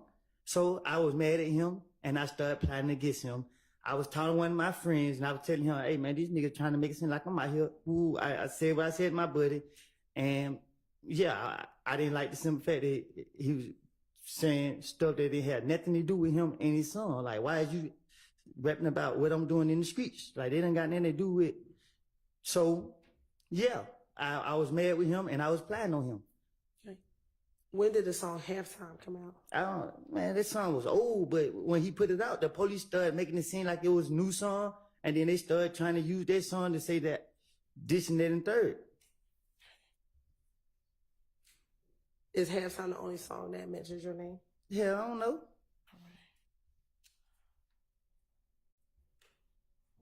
I just know this song made the police come after me, and I didn't like the simple fact of it. I didn't give nobody permission to say nothing about me in no song. Why do you believe that the song made police started coming after you? Because that's what they said. They said that's what the investigator told me. What did the investigators tell you? I don't know. So is it your testimony that an investigator said, hey, because your name is in the song, we're now coming after you? What I do, go to the grave with me. You hear me? Well, yesterday you did disclose that you and Threat shot up Rich Homie Quan's barbershop. Yeah, you got me frustrated, and I ain't mean to say that. Okay. Do you recall asking the judge if you could say it? I was frustrated. Okay.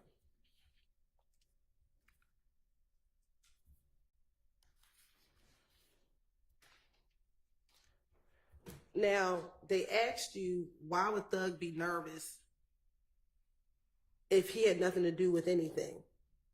And your response is, y'all keep saying my name. They saying me and Thug. That's what I keep saying, but I had no parts in it. Are you talking about the fact that you had no parts in killing Nut? I don't recall nothing I said to no police.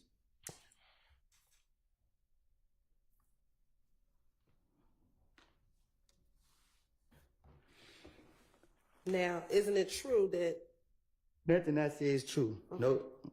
up until June of 2015, were you trying to keep what you knew about Nut's murder to yourself? Can you say that again? Sure.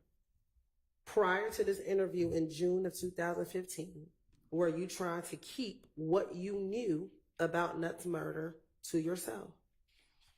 I don't know what you mean. Okay. Isn't it true that you told detectives, this is what I'm telling you, this is what I'm telling you, I'm asking you, with the murder, I'm trying to explain it. I act like I never heard about it. I act like I never told D and none of them, period. So I just kept it to myself. Yeah, I tell so many lies and different stories to the point I don't even know. I don't have a clue what I don't see. All I know was I'm innocent. And today I'm innocent. And Threat innocent too. What are you innocent of? Anything. Okay. Are you innocent of, did you not kill Nut? Is that what you're talking about? Now, ask me that how many times now? Because I'm trying to understand what you're talking about. I don't know. I don't recall. Okay.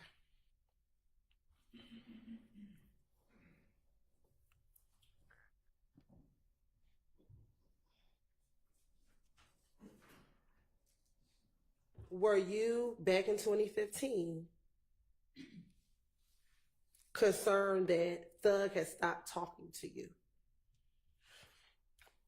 Excuse me, back in 2015. Can you ask me that again? Sure. Back in 2015, were you concerned that Thug was not speaking to you? No. Isn't it true that you told the detectives, he's not talking to me, period, and you're talking about Thug? And they asked you, he's not talking to you for a reason because he thinks you're talking to us. And your response is, he's not thinking I'm telling you nothing. He's just thinking I'm talking to the police a lot because he heard my conversation with the police. I'm talking to the police, so my only motive is to throw them off. You know what I mean? Like, what I got going on ain't got nothing to do with him, but they want to keep tying him into what I got going on, so guess what I'm going to do? I'm going to throw it off on him because I was mad he put that song out saying this and that and third. That don't got nothing to do with him, so he never did that, so I'm going to put the blame on him. Don't throw me under the bush. I'm going to throw you under the bush. That was my whole motive.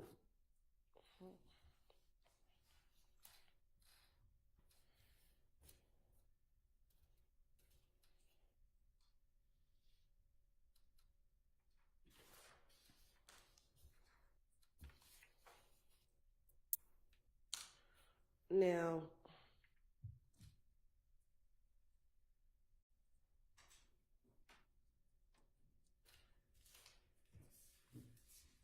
with your name inside of the songs, were you concerned that he was putting your names in songs? You thought he should be putting Shanna's names in the songs? So for one, the song was old. Halftime was old. The song been out since like 2014. You know what I mean? I wasn't mad about. I was mad about the timing of when the song was released, because the facts are the facts. I mean, I don't shoot nobody for that, man. So when he put it out, I didn't care for the song, but when he put it out, the police were trying to put this murder on me, and they was targeting me. I don't like the police keep bothering me, so I just didn't like the timing of when they put that song out. when their label or whoever put it out, I didn't like the timing of it. When you said the police were trying to put the murder on you, didn't the police have you come in every single time for you to tell? Can you say that again? You said the police were trying to put the murder on you. Right. When you went in each of these times in early June, in January through June, did you ever get arrested for Nuts murder? What you mean? You said the police were trying to put the murder on you. Between January and June of 2015, did you ever get arrested for Nuts murder?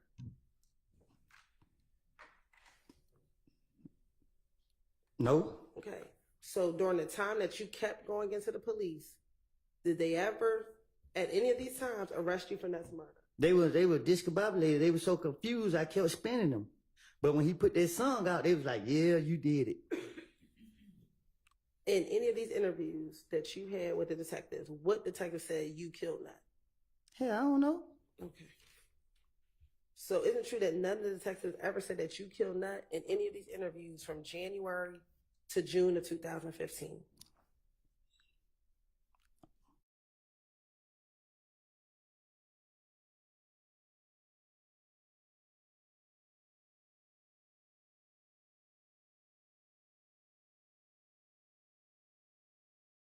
Shit, I don't know. But isn't it true that that's what you told the police, that everyone is putting your name in it?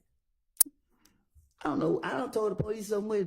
I don't know. I don't recall what I just said. I just know I was trying to get myself out of it. And isn't it true that the police allowed you to tell them what happened the night of Nut's murder? Yeah, you see what they played on me. They sat right there laughing, ha ha ha, whatever. And just what I know they playing on me, but I ain't finna tell them myself. So what I'm gonna do? I'm gonna keep spinning them until what? They let me walk out. Every time they let me walk out, I was laughing walking out. And is the lyric from the song that you were concerned with that Thug says Little Wood will pull up and pop at your noggin? What you mean? Is that the verse that you didn't like? I didn't like the fact that the police tried to make it seem like that song was made to say that I pull up and did this to this man. Correct. What I'm asking you though is that the verse you did not like? That's the song I didn't like. Okay. Is that the specific verse in the song? I didn't like the timing of the song. I didn't care about him rapping about me popping at people nuggets because it wasn't true. But then when he put the song out, or when they put the song out, it was an investigation on me, and y'all kept harassing me, and that's what I didn't like. Okay. At this time, what investigation was on you regarding this song? I don't recall. Okay. Because isn't it true that there was no open investigation regarding any of the shootings at this time regarding you? How I supposed to know? When you spoke to the police, did you come in the first time to clear your name, this next two times as a victim? When you first went to go speak to the police about what happened in 2015? I'll rephrase, Your Honor.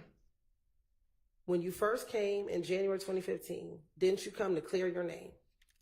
I don't recall nothing. Okay. The next two times, both in January 28th and February 20th, you came as a victim, correct? How I supposed to know? And when you came in February 21st, you came because you had violated your probation, correct? You keep saying I came. They took me. It's a difference. All right. And then in June, you were arrested because of the gun that was at the Dunbar Center. That y'all placed on me. None of those times were you accused of shooting and killing Donovan Thomas, correct? Y'all charged me and like what? One of them, y'all did put them charges on me. But I'm asking you, between January and June, when you were talking to the police, there were no charges against you for killing Donovan Thomas. You said no. I don't recall. I don't know.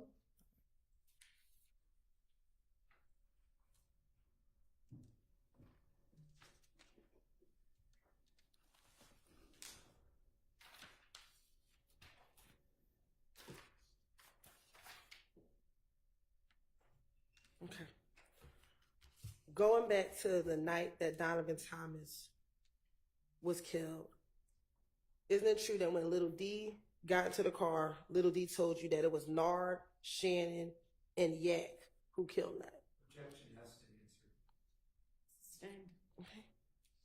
And that they used, isn't it true that they used the car, the rental car that Thug rented? I don't know. I don't recall nothing I lied to the police about. Isn't it true that you told the detectives the car they used was the rental car that Thug had? That, Objection has to be answered. Sustained. Isn't it true that they asked you if you knew the make and model of the car? today, right now, as I'm right here, the truth is I never seen none of them people who I mentioned the night that's supposed to happen. Okay. I told the investigators anything, and they went going for the stuff that I was telling them. So I had to try my best to convince them. So guess what? I would have to do it. Fuck it. I'm about to put it on these niggas because they closer to me. They'll go for it. I don't just trying to get them out my face. They asked you where Thug rented the car from, and didn't you tell them that he rented it from the airport? So you gotta take a little truth and put it with the bullshit. Okay. Is it true that he rented the vehicle from the airport? I don't recall nothing. I'm tired of answering these questions at this point. You keep asking me the same thing over and over and over and over. Okay. Isn't it true that you told the detectives he rented the car from the airport? I don't tell the police the truth. Okay. Would it surprise you that we actually got the rental car records from the airport, that where Thug rented the vehicle from the airport? You didn't hear me say I take a little bit of truth and put it with the rest of it to convince them? Okay. Isn't it true that once D told you that they killed them, you asked why did they do that? It's true that I ain't stupid as y'all think. Okay. And he told you he didn't know. I don't recall. Isn't it true that's what you told the detectives? I don't recall. Isn't it true you asked Demekion, was he with them when the murder happened? I don't recall. And his response was, no, he wasn't there. I don't recall. Isn't it true that's what you told the detectives? The truth is, you asked me about lies I done said in the past, and I'm sitting right here trying to be truthful, but you keep trying to go into lies that I can't keep up with. I remember. Isn't it true that Demekion told you that Bentley went and hid all the stuff? I never get into business that don't have anything to do with me. Okay. Isn't it true that's what you told the detectives, that D told you that Bentley went and hid the stuff? I tell the detectives that anything to get them off of me. Isn't it true that Little D told you that they initially rode past the barbershop and that's when they saw Nut? Hell, I don't know. I don't recall. Okay. Isn't that what you told the detectives that Little D told you? I don't recall nothing I done told the investigators. And isn't it true that Little D told you that when they saw Nut, they switched cars? I don't recall nothing I done lied to the investigators about. Okay. And isn't it true that's what you told the detectives, that they switched cars? I don't recall. Okay. Isn't it true that D told you that they switched cars and Thug got into the Pontiac with a girl? I don't recall. Okay. Why would I be wanting to know if any of this that took? I don't even want to know because I don't. It's nothing to do with me. So I'm making. I don't recall. Okay. Isn't it true that's what you told the detective, that the Demekion told you that Thug and the girl, they got in a Pontiac? I don't recall. Okay. And when they clarified who all was in the Pontiac, you said Demekion, Thug, and the girl. I don't recall. And is it true that you told them that they switched cars at the gas station? I don't recall. Okay. Would it surprise you that we have surveillance video from the gas station? The hell if I know? Okay. And would it surprise you that it shows the Pontiac and the Great Infinity at the gas station? Do it show me? You told me this is what Demekion told you, correct? Man, you hear me? I don't recall nothing I don't say to the investigators. Now, isn't it true that you also told him that Doo-Wop was there as well? Who? Doo-Wop. I don't recall nothing I told to the investigators.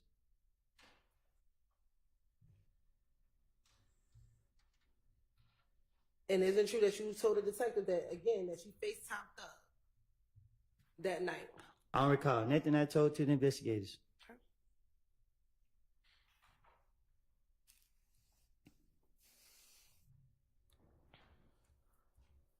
On the night of the murder, did you tell Deshaun what Demekion had just told you? I don't recall. Isn't it true that you told the detectives that after Demekion told you what happened, you called Deshawn and you told her the truth? I don't recall. And you told the detectives that they could call Deshawn down to the police department and talk to her. I don't recall. And matter of fact, you told the detectives, you told Deshawn, if anything happens to me, tell the police what I told you. I don't recall. Now, what is the reason that the Thug and Nut have a personal beef? He's behind you. You can ask him that. Isn't it true that you told the detectives in this June interview Nut and Thug had something personal against each other? And I told the investigators anything. I'm pretty sure I probably told them a different lie. You can't go off of what I don't said to them people. I don't remember what I said to them. Isn't it true that Nut and Thug got into a beef before you and Kel got into it? Hell, I don't know. Ask him. Isn't it true that you told the detectives they fell out before B and Kel got into it?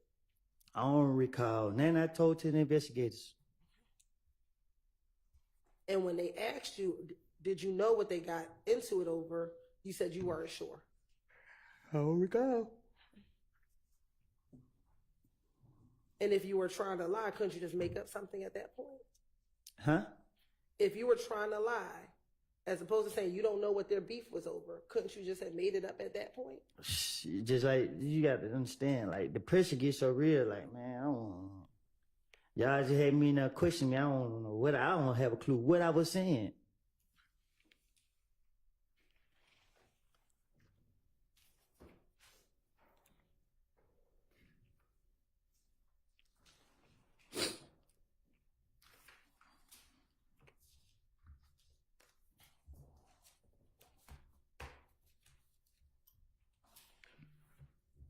Now, isn't it true in this June interview, you also told them about the fight at Club Crucial that Monday before Nut got killed?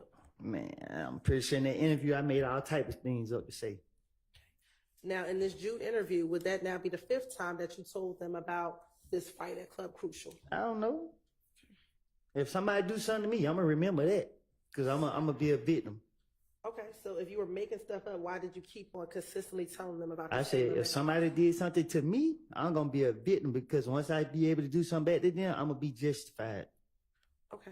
Okay. So you told them about these events leading up to the night. I told them about events that involve people doing something to me.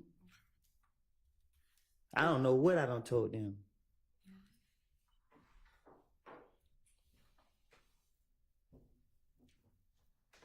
Now, on the Monday night after you got beat up and you ran outside You said I got beat up? by Shell Cal, I'm listening. and you went outside afterwards, correct? I don't recall. Okay. Do you recall telling the police in this same June interview that when you went outside, Thug was pulling on your shirt like there go Bloody J right there? I don't recall. Okay. And next thing you know, you heard Shannon heard Shannon was near you when Thug said there go Bloody J right there. I don't recall. Okay. And isn't it true that you then told the police that Shannon and Munsil then jumped on Bloody J? You keep saying, is it true? I keep telling you, I don't lie to the investigators. So nothing I said was true. I'm asking you, isn't true this is what you told the investigators? I don't know what I done told them. Okay, isn't it true that in January you told them that some of your buddies jumped on Bloody J, but you didn't go into specifics? What you getting all aggressive for? Isn't it true that you told them in January that your buddies beat up Bloody J? I don't recall. Okay, but now in June you got with more specificity of who those buddies were that beat up I Bloody didn't J. hear you. I'm sorry. I didn't hear you. In June, you now told them with specificity who beat up Bloody J. I don't recall.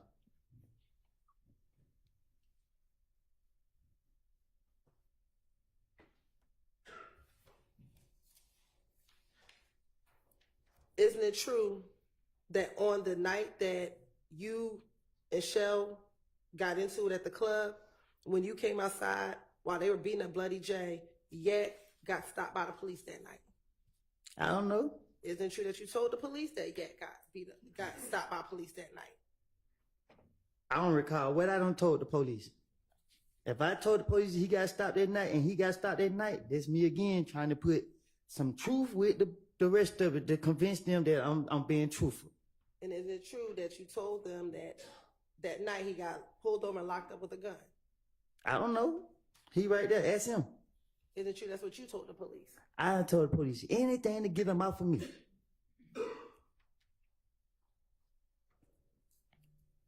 Is it true on this same night of Club Crucial that after Yak got pulled over that you saw Thug and Nard get into a car? I don't recall. Nothing I told to the police. Okay. I'm asking that what happened that night.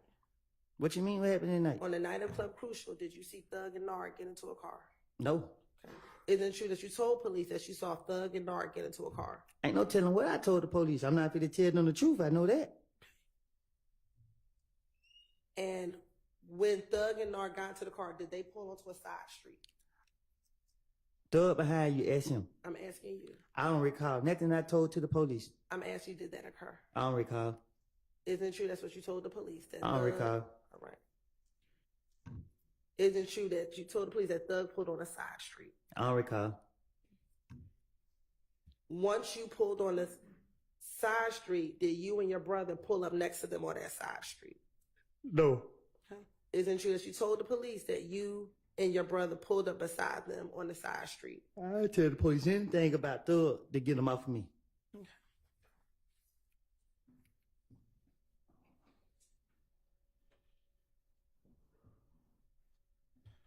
Now, back in 2015, on this same night in Club Crucial, I didn't hear your date. on this same Monday night at Club Crucial, did you see Nard? Did you speak to Nard and Thug while y'all were on the side street? No. Okay. Isn't it true that you told him that you spoke to Nard and Thug while y'all were on the side street? I don't recall. Nothing I told to the police, but I know it is a long way from the truth. Okay. And that either Nard or Thug said that they were waiting for Bloody J. Who is that? Who's Bloody J? Yeah. I mean, I don't recall nothing I said to the police.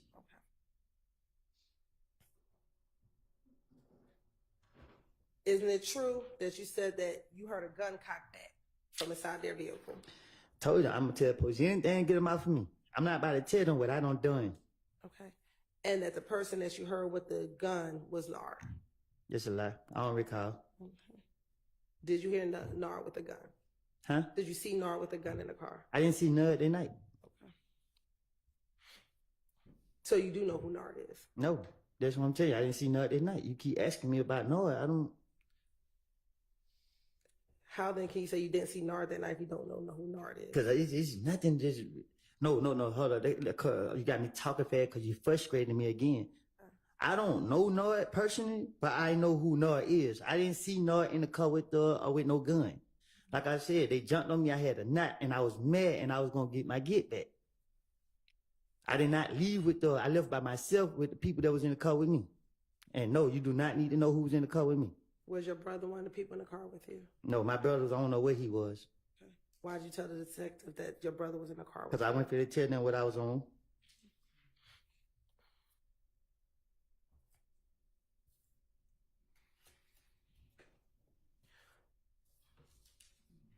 Did you also, in this same June interview, also tell Detective Gaither and Dennis again about meeting up with Kel at the Cascade skating rink? I don't recall no lies I told to the investigators that I done told them. Would this now be again at least the third time that you told detectives about this Cascade skating rink incident with you and Kel? I don't recall.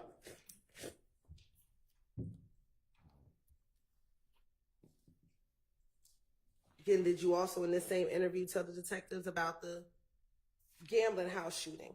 Man, listen, I sit there and tell the detective a whole bunch of bullshit and let them figure it out, let them go run, chase their tail. I don't remember nothing I said to them. They sat right there and listened to all the stories I had to tell, and I'm telling them, I'll say whatever to let me out of jail. They go for it or they don't. And guess what? They sat right there, let me talk, and make up all this stuff about these people. And, you know, that just was it. I don't recall nothing I said specific. But I know that I think I said that if I did in one of the interrogation, I'd say anything if y'all let me go. I'd do anything if y'all let me go. That's my motive. Isn't it true regarding the gambling house shooting? You gave a little more detail during this interview. I'm gonna give details if I'm a victim. Isn't it true that you told them, you know, I kept closing my eyes, but they were shooting behind us and the wall was blocking us. They blocking off the van. It hit through the car, every car in the parking lot. After that, everyone happened to get up. There was kids. There were 4 little boys. They seen Thug and wanted to ride. The little kids, we were looking in the bushes, making sure no one was lying in the bushes. They called the police and stuff. Everyone was wondering where Thug had went, but Thug had already left by the time the police came. See, even you fell for it. See, you take the little bit of truth that I tell and put it with all the bullshit that I said. And you're highlighting like you said, the details of it. That really took place, but you're trying to put that with all the fairy tales that I made up. So what part took place? The actual shooting at the gambling house? The shooting, I don't know. I didn't never see somebody shooting at us. But if the police question me, I'm trying to convince them that I know what I'm talking about. So it's easy to say shell kill.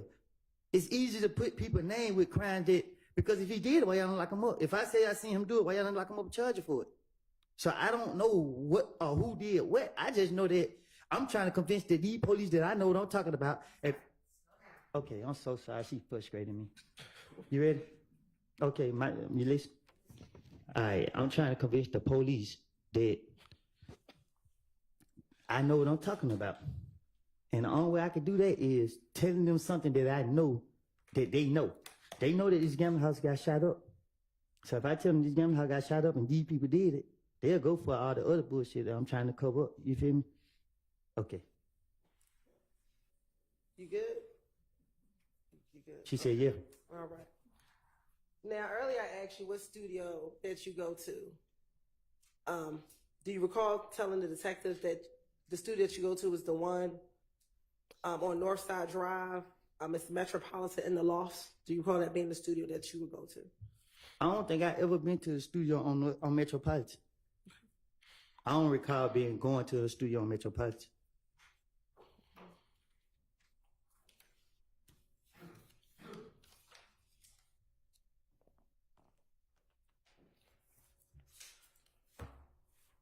Back in June of 2015, did you believe that Thug turned everyone against you?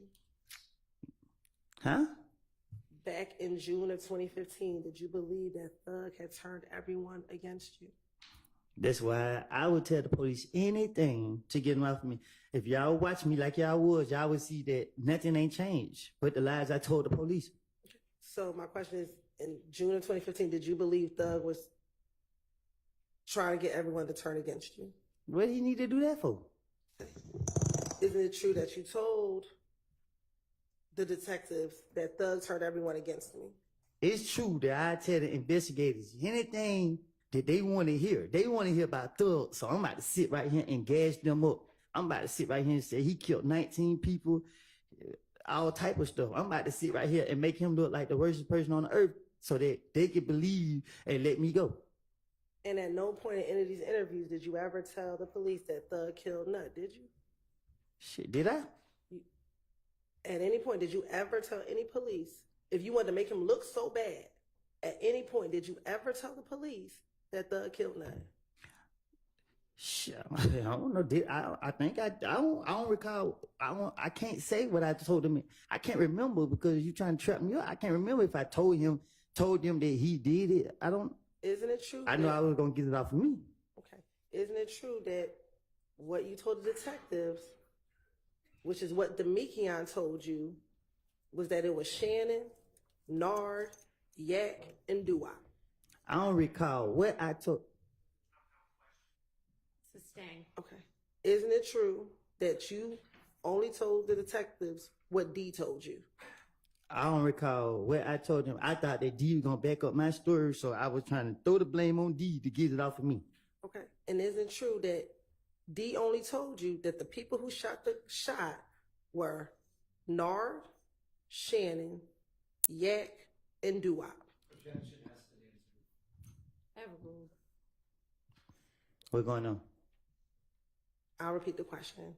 Isn't it true that D only told you that it was Nard, Shannon, Yak, and Doo-Wop? Like I told you in that back room back there, D never told me none of that. I made it up. All right. I don't recall. We need to take a quick break. Okay. What's a quick break? What's a quick break? I don't know, maybe 10 minutes. You said 10 minutes? Can I go out? Yeah, but be back in 10 minutes, okay? I'm gonna be right there. All right.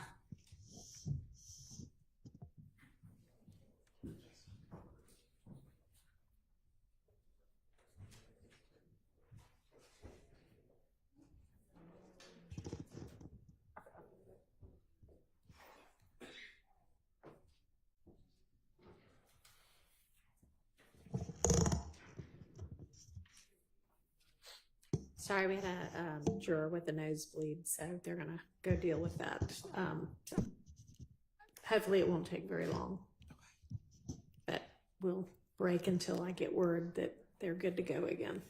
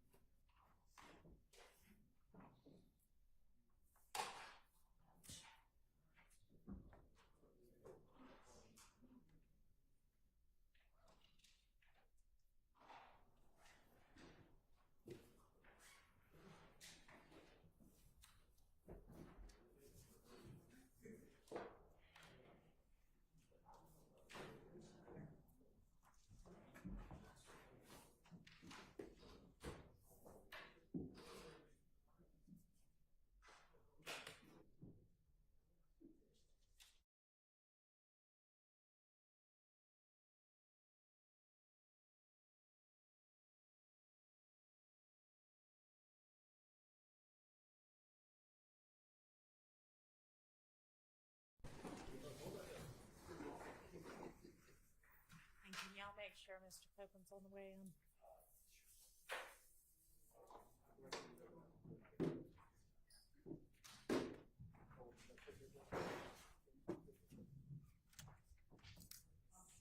I did nudge the temperature up a little bit. It's a little cold even for me right now. Right. Yeah.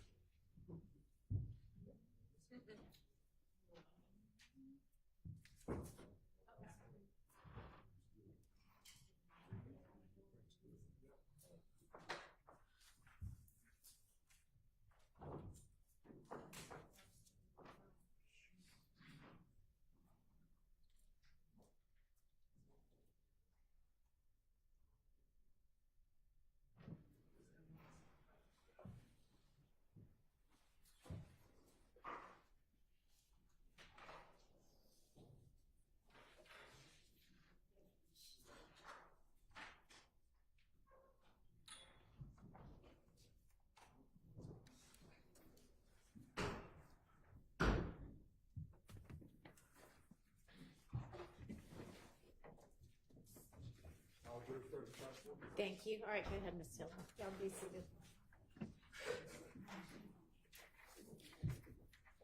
May I speak, Young? I was told that Mr. Melnick been suspended, and I don't want to speak without my attorney. All right. Let me excuse y'all back again.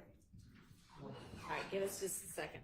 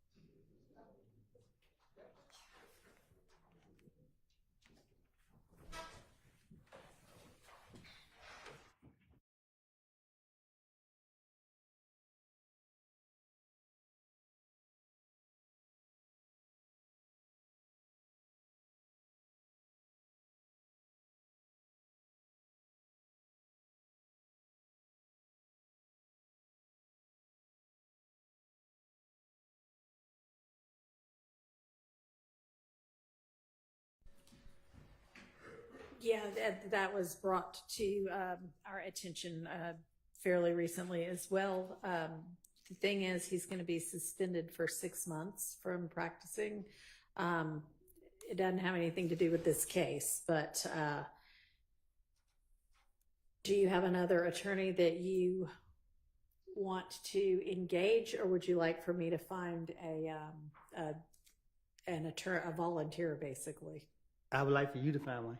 All right. Well, I had already, actually, the public defender's office had been in contact with me to try to find somebody without a conflict, and they have found somebody named Charles Engelberger. So let me try to get in touch with him and see if he can get down here and consult with you. Okay. Okay. All right. So if you want to just step out for now, and I'll take a recess and see what I can get done. All right.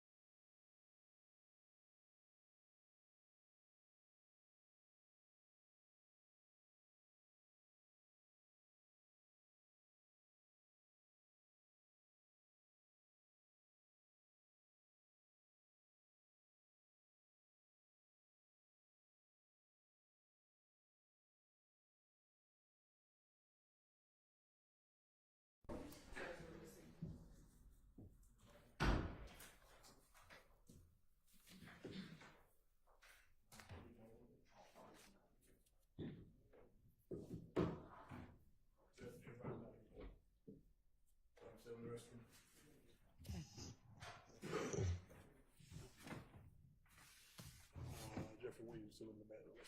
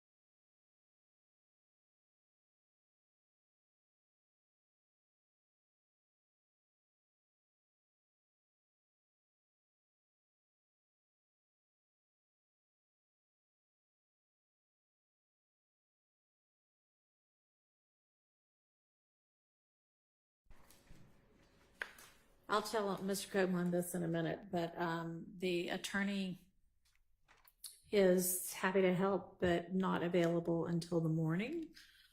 So I'm going to pass along his contact information, Mr. Copeland, and they can plan to be here in the morning.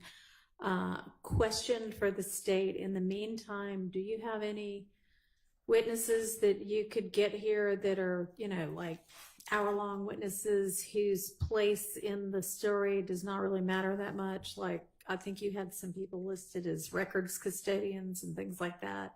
Any chance we could fill the day with something useful while we've got the jury here? Judge, the two witnesses that we did have on deck to come next were similarly situated. They were Mr. Slade, she was attorney, left town yesterday afternoon, and Mr. Zachary, who said that he is in North Carolina. Right. So what I'm asking is there a chance you can take some witnesses out of order who aren't integral to the progression of the story that you're telling, but whose testimony you need to get for, you know, whatever reason? Like, you've got some phone record custodians, which I don't know why y'all can't agree to that coming in anyway without a witness, but people like that. So, Your Honor, the records custodian, for the records that they have to bring in, we do not have business record certs. And so, Okay. in prior discussion, I believe that the defense were going to object to those records without having the custodian. Those custodians are out of town, Your Honor. And so we would need time in order to All right. them in. So it sounds like then that we're just going to have to release the jury for the day and pick back up in the morning with testimony, which doesn't mean y'all are all getting released. Maybe we can get some non-jury things done for the afternoon. But let's get Mr. Copeland in here. I'll give him this contact information. Then we'll get the jury in. I'll release them. Judge, when we approached with the member of the defense, before Mr. Hilton comes in, just with the question. Come on.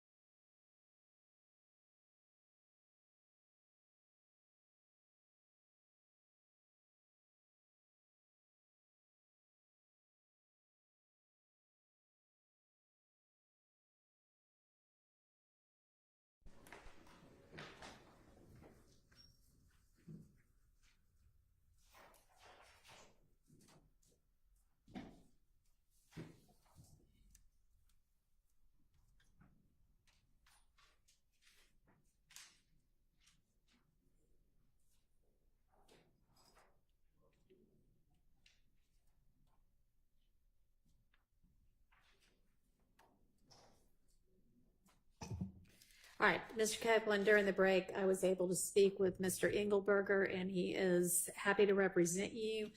I've got his name and his phone number written down on this sheet of paper, which I'm going to provide to you, and you can call and speak with him this afternoon.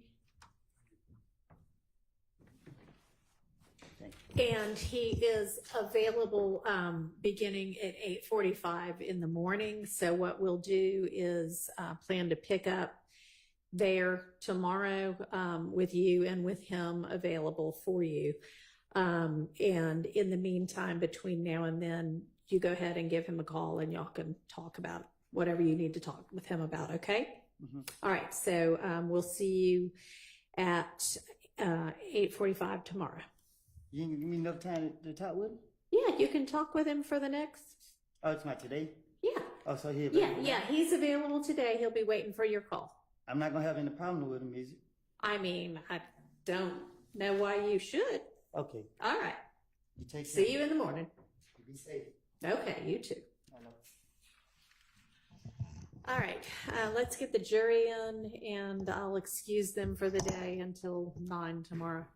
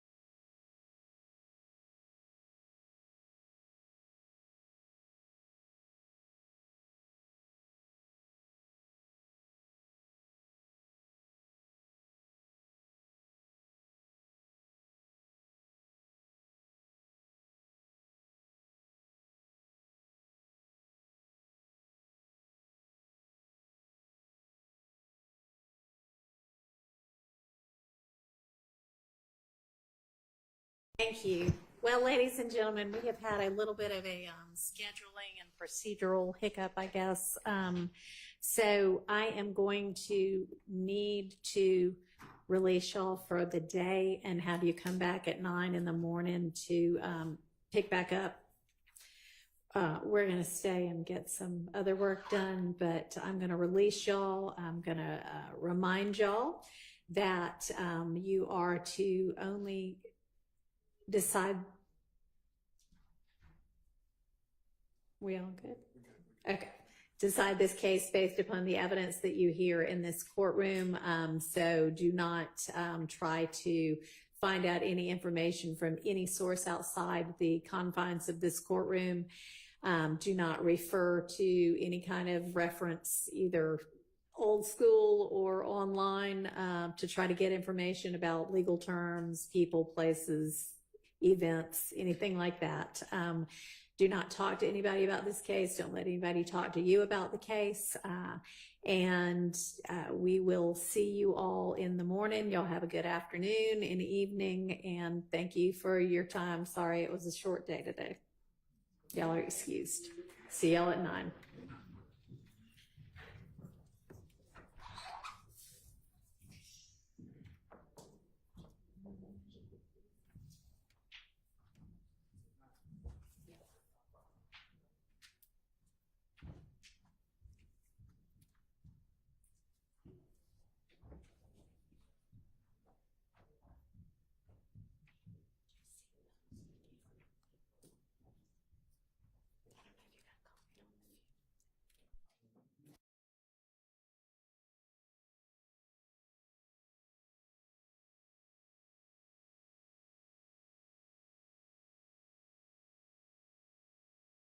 Good.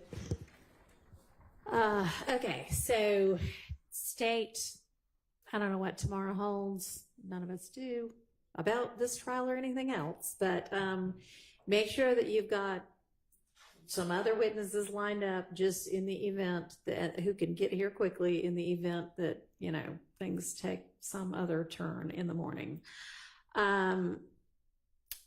Scheduling wise, I think I had mentioned yesterday that next week, I wasn't sure whether it was Monday through Thursday or Monday through Friday.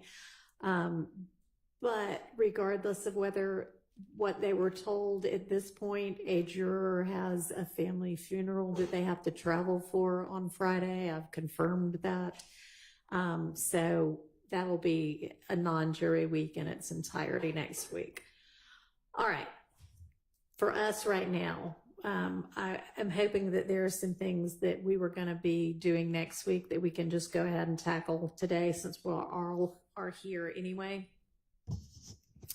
So, well, I think Miss Love, you were, I think, the one that was maybe taking the lead on the PowerPoint issue. And I know you haven't filed a written response yet, but can you just kind of provide us with what your position is on that? And maybe we can as in I, can make a decision on that issue. So, Judge, what I said yesterday and what I was asking before was the need for the time to locate within the videos of those proceedings, the period that we addressed the PowerPoint. So I had received just some of the transcript of one of the days that we addressed it.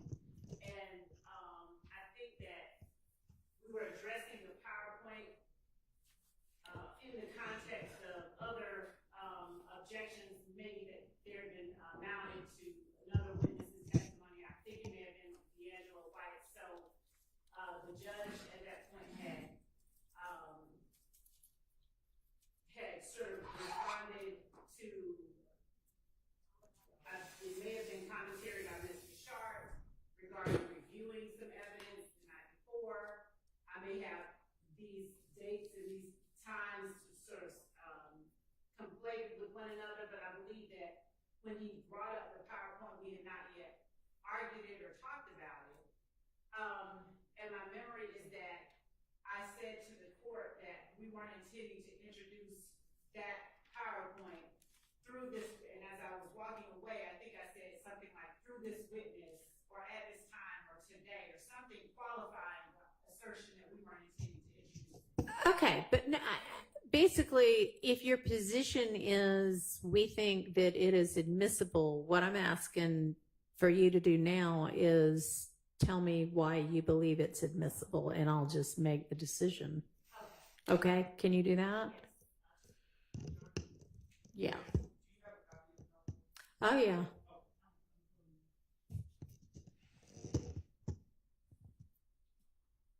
Yes, Mr. Steele attached it to his motion or supplemented motion. So I've looked at it. And I mean, maybe it would be helpful, Mr. Steele, if you just quickly summarize your position as to its inadmissibility.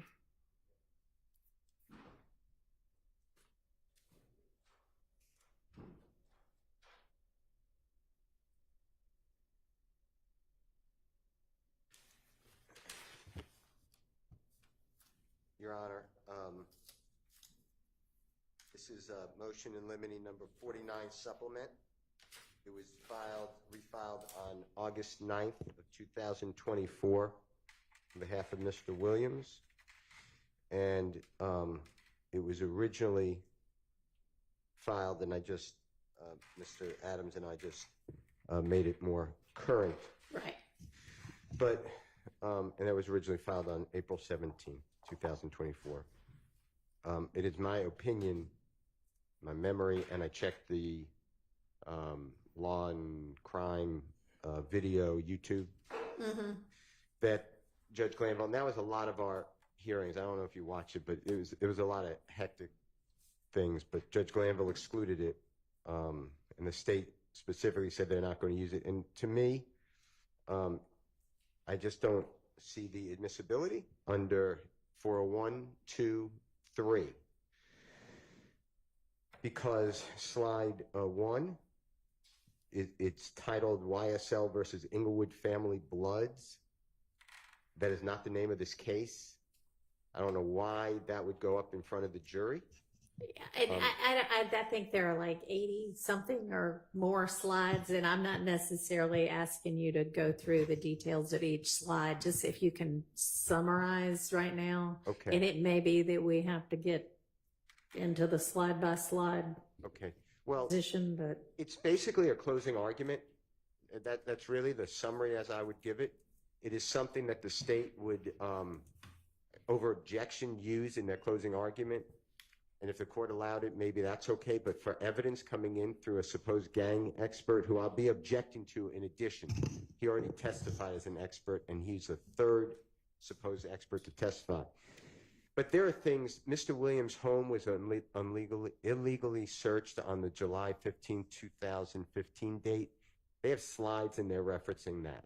They have slides on information that has not come into this trial on supposed investigation and corroboration by law enforcement. I've never seen a corroboration. It's just like a trial by a theory, and that's throughout. And I'm objecting to the entirety of it. And I don't know why any witness, expert or lay person, would be allowed to use this type of demonstrative device to say, let me explain to you the guilt of these people, when specifically even an expert cannot talk about the mens rea or the intention of a party. That's always within the breast of the jury. And this has multiple people, not just Mr. Williams, joining and committing crimes and saying what their intent was by their association. So I hope I've given you a summary, but if you want to go slide by slide, and a lot of information in those slides are not coming into this trial. The state has not called many witnesses that they said they were going to call, like Mr. Lamar, who's a performer known as Rich Homie Quan, Mr. Carter, a performer known as Lil Wayne, Mr. Williams, a producer, performer known as Birdman. They have this information in that slide, and it's just a confrontation clause violation. all right.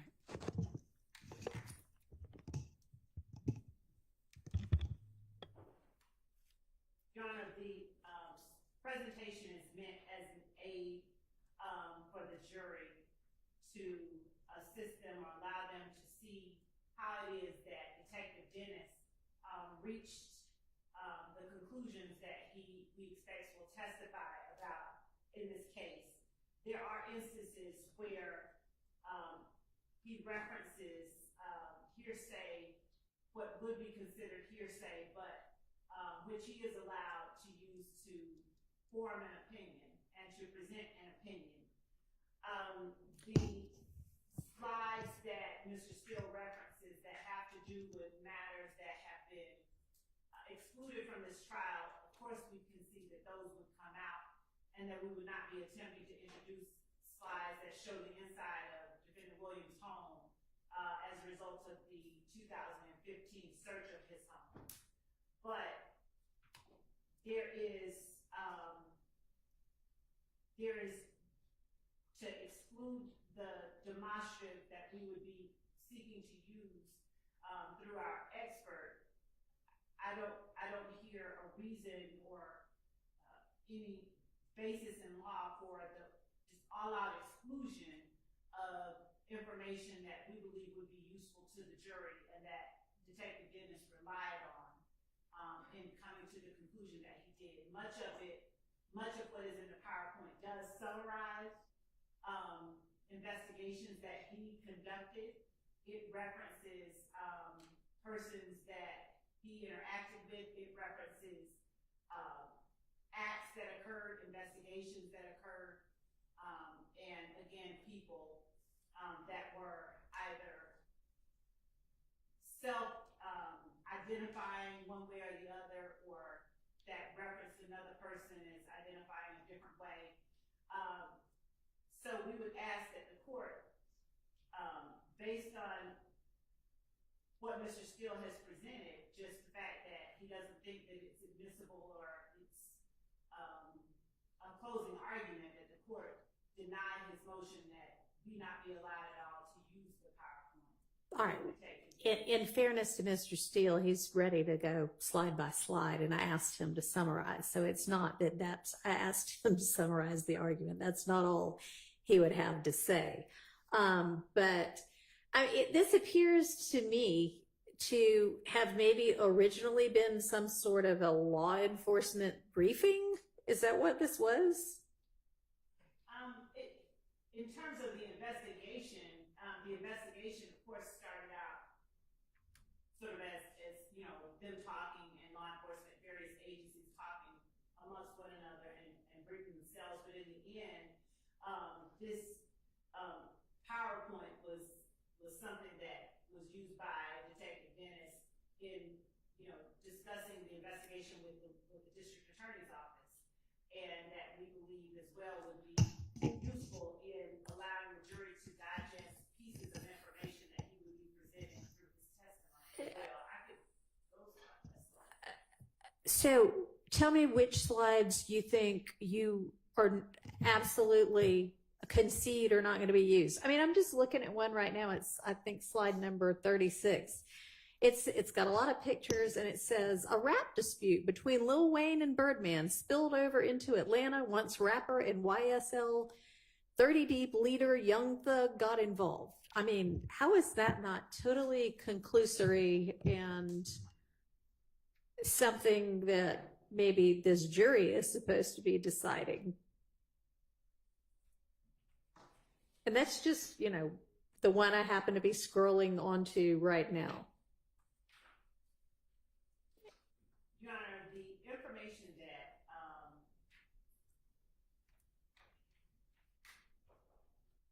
is in the letters, in the words rather, that are on the slide, we would concede removing that as conclusory, but Detective Dennis has shared, and I believe would share information regarding what law enforcement learned throughout this investigation as related to not just the Lil Wayne bus shooting, but how that related to YSL and members of YSL, and what the artist that goes by the name Birdman, what they learned. So you're saying all the words would be removed? Not on this slide right here. I'm not saying all the words, Judge. I want to be really clear. I'm not speaking about all the words. Now, I don't think that it's necessary for all the words to be removed in this PowerPoint. But when the court asked me to tell or identify the ones that I concede would be, you know, should be removed, I can, if the court permits me the time to go through it and look at those and pull those out, I can do that. But what we had was a whole hog objection to the entirety of the PowerPoint and an assertion that it was inadmissible overall. Well, I mean, you're, I think at this point making the argument that you think it would be a demonstrative aid to, is this Dennis who's going to be testifying to this? And we can sort of. so let's look at like slide number 22. We've got people pictured up here who, some but not all of them were charged. I have no idea whether they were convicted. We got lots of shots of, you know, weaponry. I mean, there just looks like there's a whole lot that's not going to be appropriate or admissible. If you So what we're looking at, the slide that I have. can you pull that mic over towards you? I think some of the people are having a hard time hearing. So the slide that I'm looking at as number 22, I think is different than the one that the court is looking at as 22. So I'm not certain why. I'm looking at one that has Miss Entrevia Smith, Kelvin Watts, and Antonio Sledge on it. So it's different than the one that the court is looking at. I would ask that the court, if we're going to. I mean, it's again, it's just kind of an example.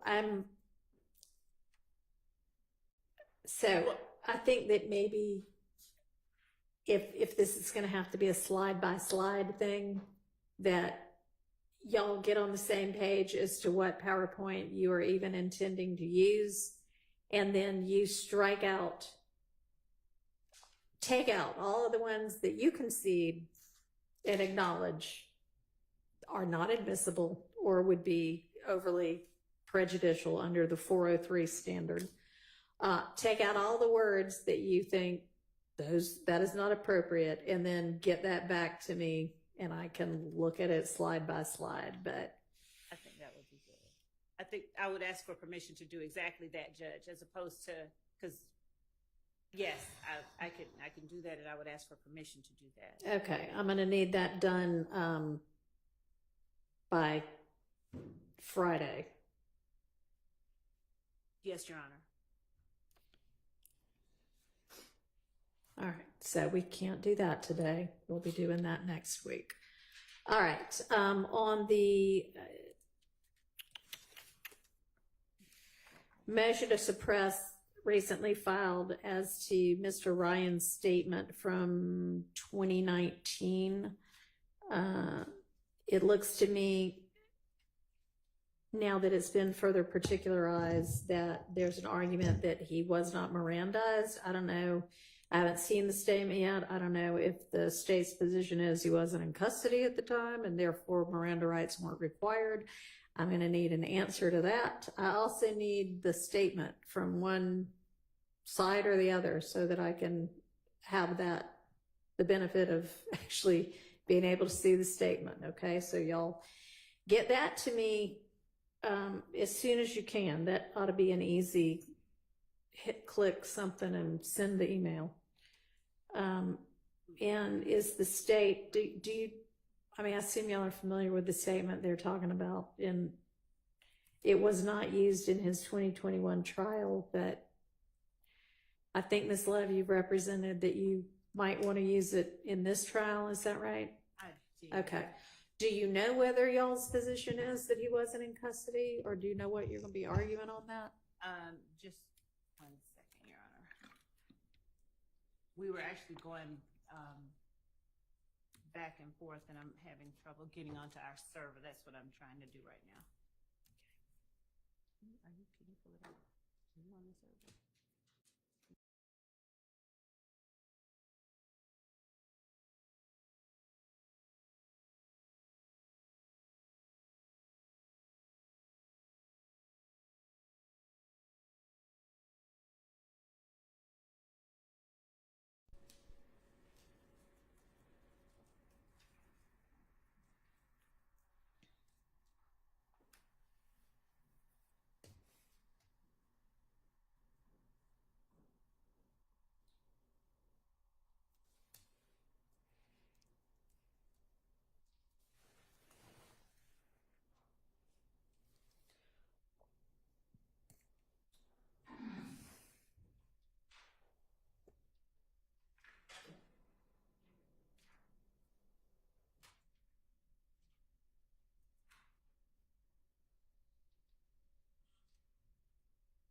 Your Honor, could the court give me a 10-minute recess? I wasn't expecting to argue this part of it, and I just need to sign into our server. I mean, I understand that all of this is on the fly at this point.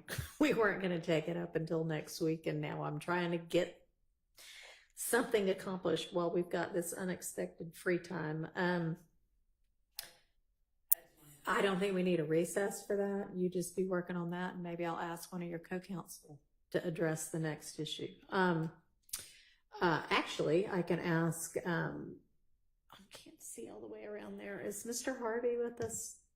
Okay, who's here? Can you speak to, remind me your name?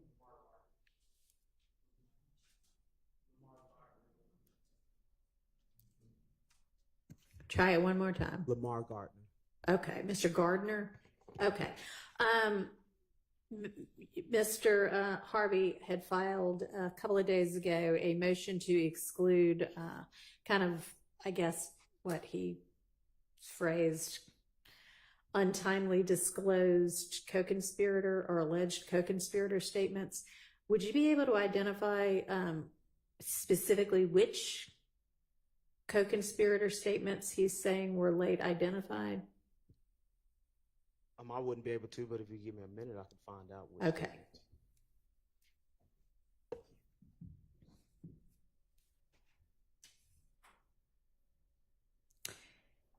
And then maybe today would be a good time to start looking at that exhibit list, and on the exhibits that there is not agreement on, kind of figure out, have those been admitted or have those not? Is that something you think we could all tackle today? We could try. We can do the first part. We are almost finished with it, but we could do a chunk of it. Okay.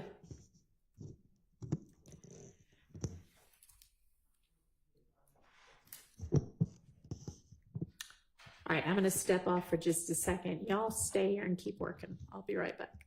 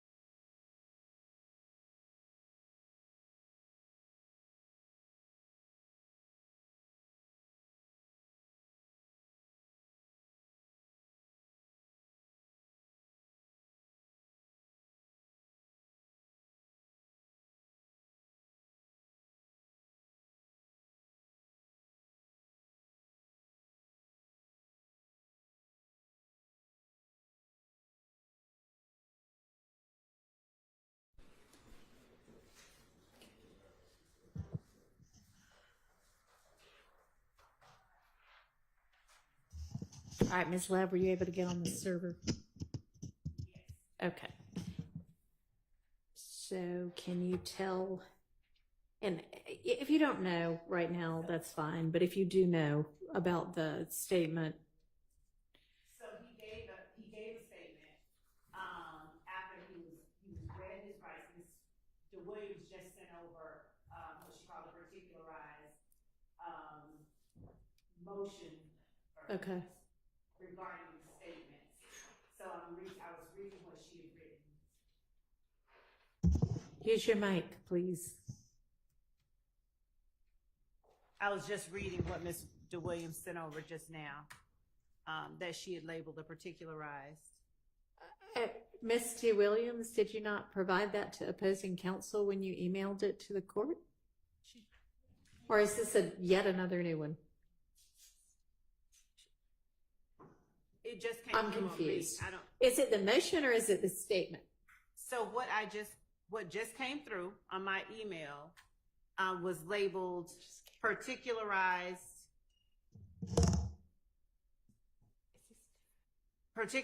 Jackson Deno motion. Right. So I was reading that. It may just be the same title. I think this is the statement itself, which I had asked somebody to send. So thank you, Misty Williams. And I would think you would have been copied with the. I'm sure I was. I Okay. I got that. All right. If you're not already just generally familiar with it, that's fine. I'll look at the statement and wait for your response, and we'll deal with it on next week. Go ahead. So the question the court had initially asked was it in custody, and Right. was it one that we intended to use? So the first part was it is a custodial statement, and it was one that we, for the sake of brevity, at one point we were pondering with not using it, but under the circumstances, he was convicted of this murder, and given that he was convicted of the murder, and the evidence we intended to put up in addition to the conviction, there were considerations we were making in terms of brevity. Like, do we use it? Do we not use it? Do we use portions of it? That is fantastic to hear that y'all are making considerations based on brevity. I encourage that wholeheartly. Go ahead. And so, in as much as there's a need to have a Jackson Deno statement, just because of that possibility and that uncertainty. Okay, but you're saying it was custodial and that he was Mirandized? He was Mirandized. I think maybe the issue is that the issue may be was it a full, like, Miranda? Was it, like, was he fully apprised of his Miranda rights? Okay, well, I mean, I guess we'll take that up next week.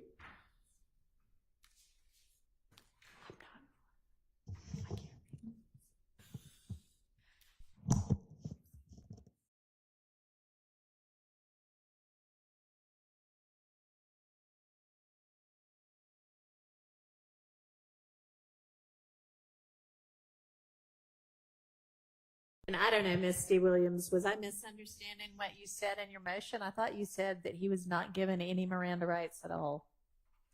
Or warnings, not rights, but warnings.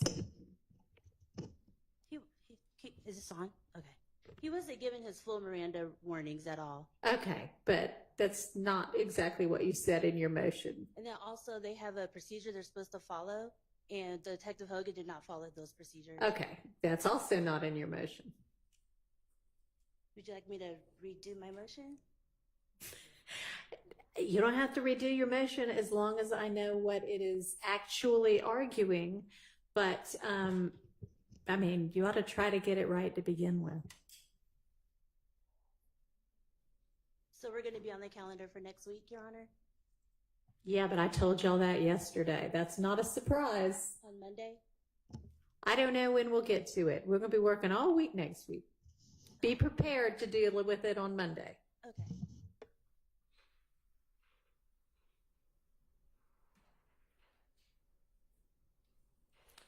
Okay. All right, so that's that. We'll deal with that on Monday. I have the statement now, so and I understand what your argument is.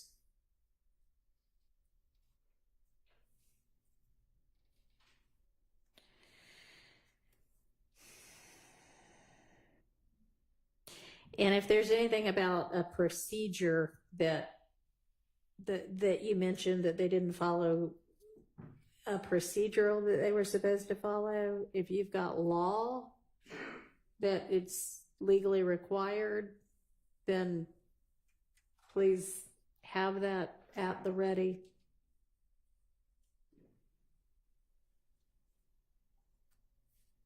All right. Okay. Do we know yet which of the co-conspirator statements are asserted to have been late disclosed? Not the three particular that he mentioned in the motion, Your Honor. I'm still waiting on a response for the exact three statements, but I do know that those statements were provided outside of the November 5th, 2023. State filed a supplemental motion to introduce co-conspirator statements. I think in generally, he's objecting to any of them, any statements that were provided outside of that November 5th date. But speaking to the three that he mentioned in his recently filed motion, I still have not received that information yet. All right. So we'll wait on that as well.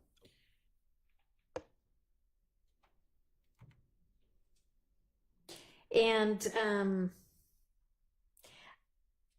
there's some, I think, allusion in there to wiretaps. So I don't know if there are statements that were contained within wiretaps. Okay. Well, we'll deal with that, I guess, further as well next week. Yes, sir. Your Honor, on behalf of Mr. Stillwell, as the Harvey rule is in effect, my stance has been that, and really this has been my stance, and I believe it's other attorneys' stance since way back over a year ago, is the ball has been in the state's court to identify hearsay exceptions that they contend falls under the co-conspirator exception. They did file a motion that was timely that identified three, and we've discussed those three. But at this point at trial, and I know we discussed this last week, my recollection, and if I'm wrong, I apologize. My recollection is that we discussed this last week, and the state was to provide specificity on the statements that they plan to use. So That's right. And we still don't. has my it knowledge, still no. not been done? Your Honor, we've provided a host of the statements from the wiretap that we've identified. I think over 200. There's clips, there's small statements, but the point of it is that the statements contained with the wiretaps, within the wiretaps in the jail calls, were statements that defense counsel referenced to the court were things that they were objecting to as we were ongoing, since they were all turned over and everyone had to review all the same batch of evidence. So we've turned over a number of statements that were contained within those wiretaps that count from our standpoint as co-conspirator Okay. statements. And that may or may not be what Mr. Sharp is referencing now.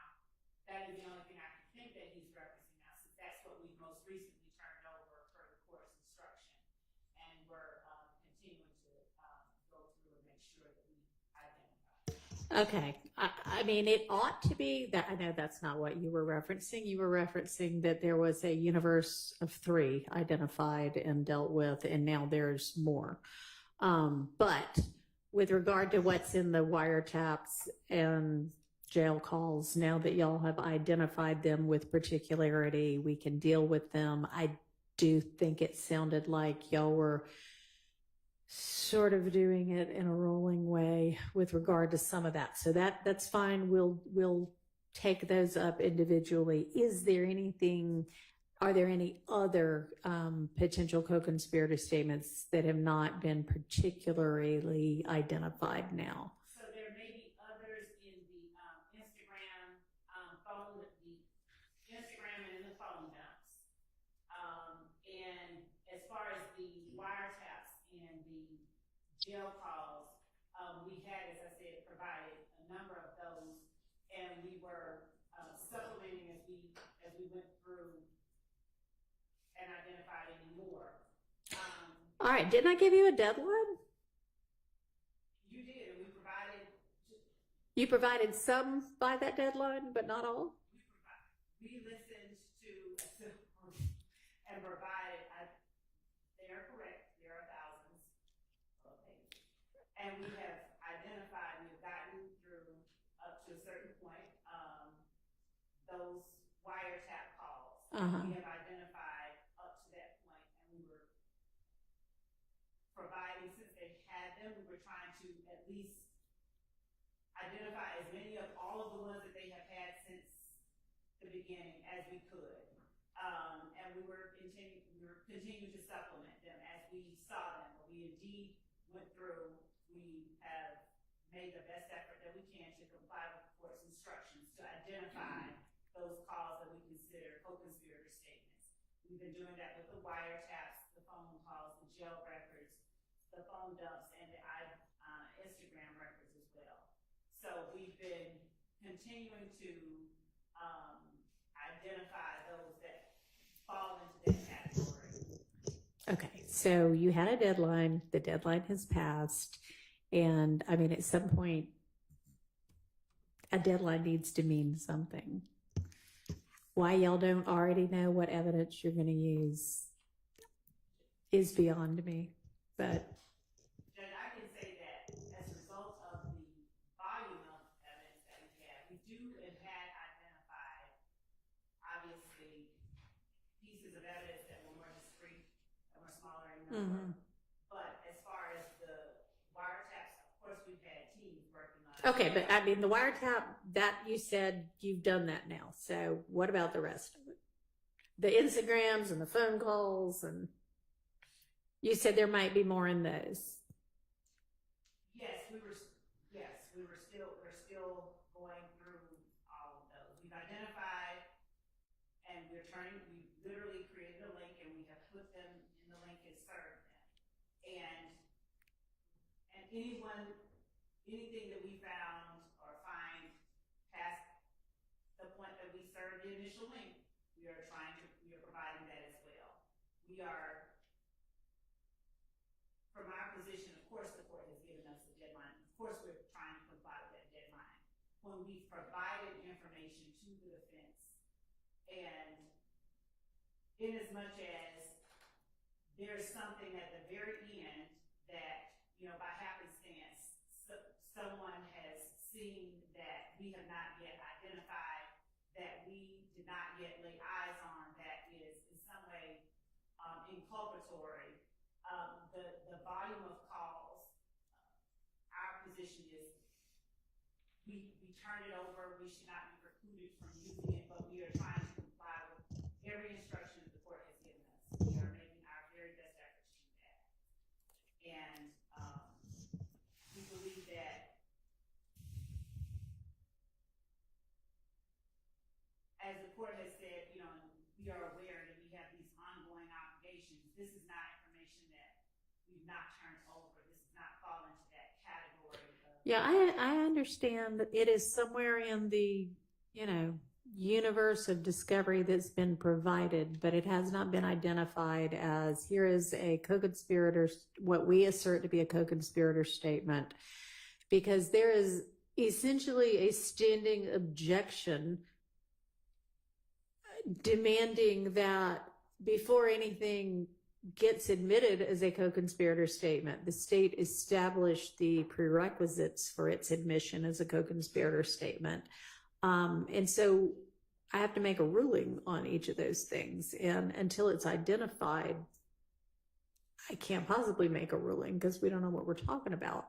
And I don't honestly think that my directive that there needs to be a deadline is the first one that's been issued in this case. I believe Judge Glanville had also said this all needs to get done at this point.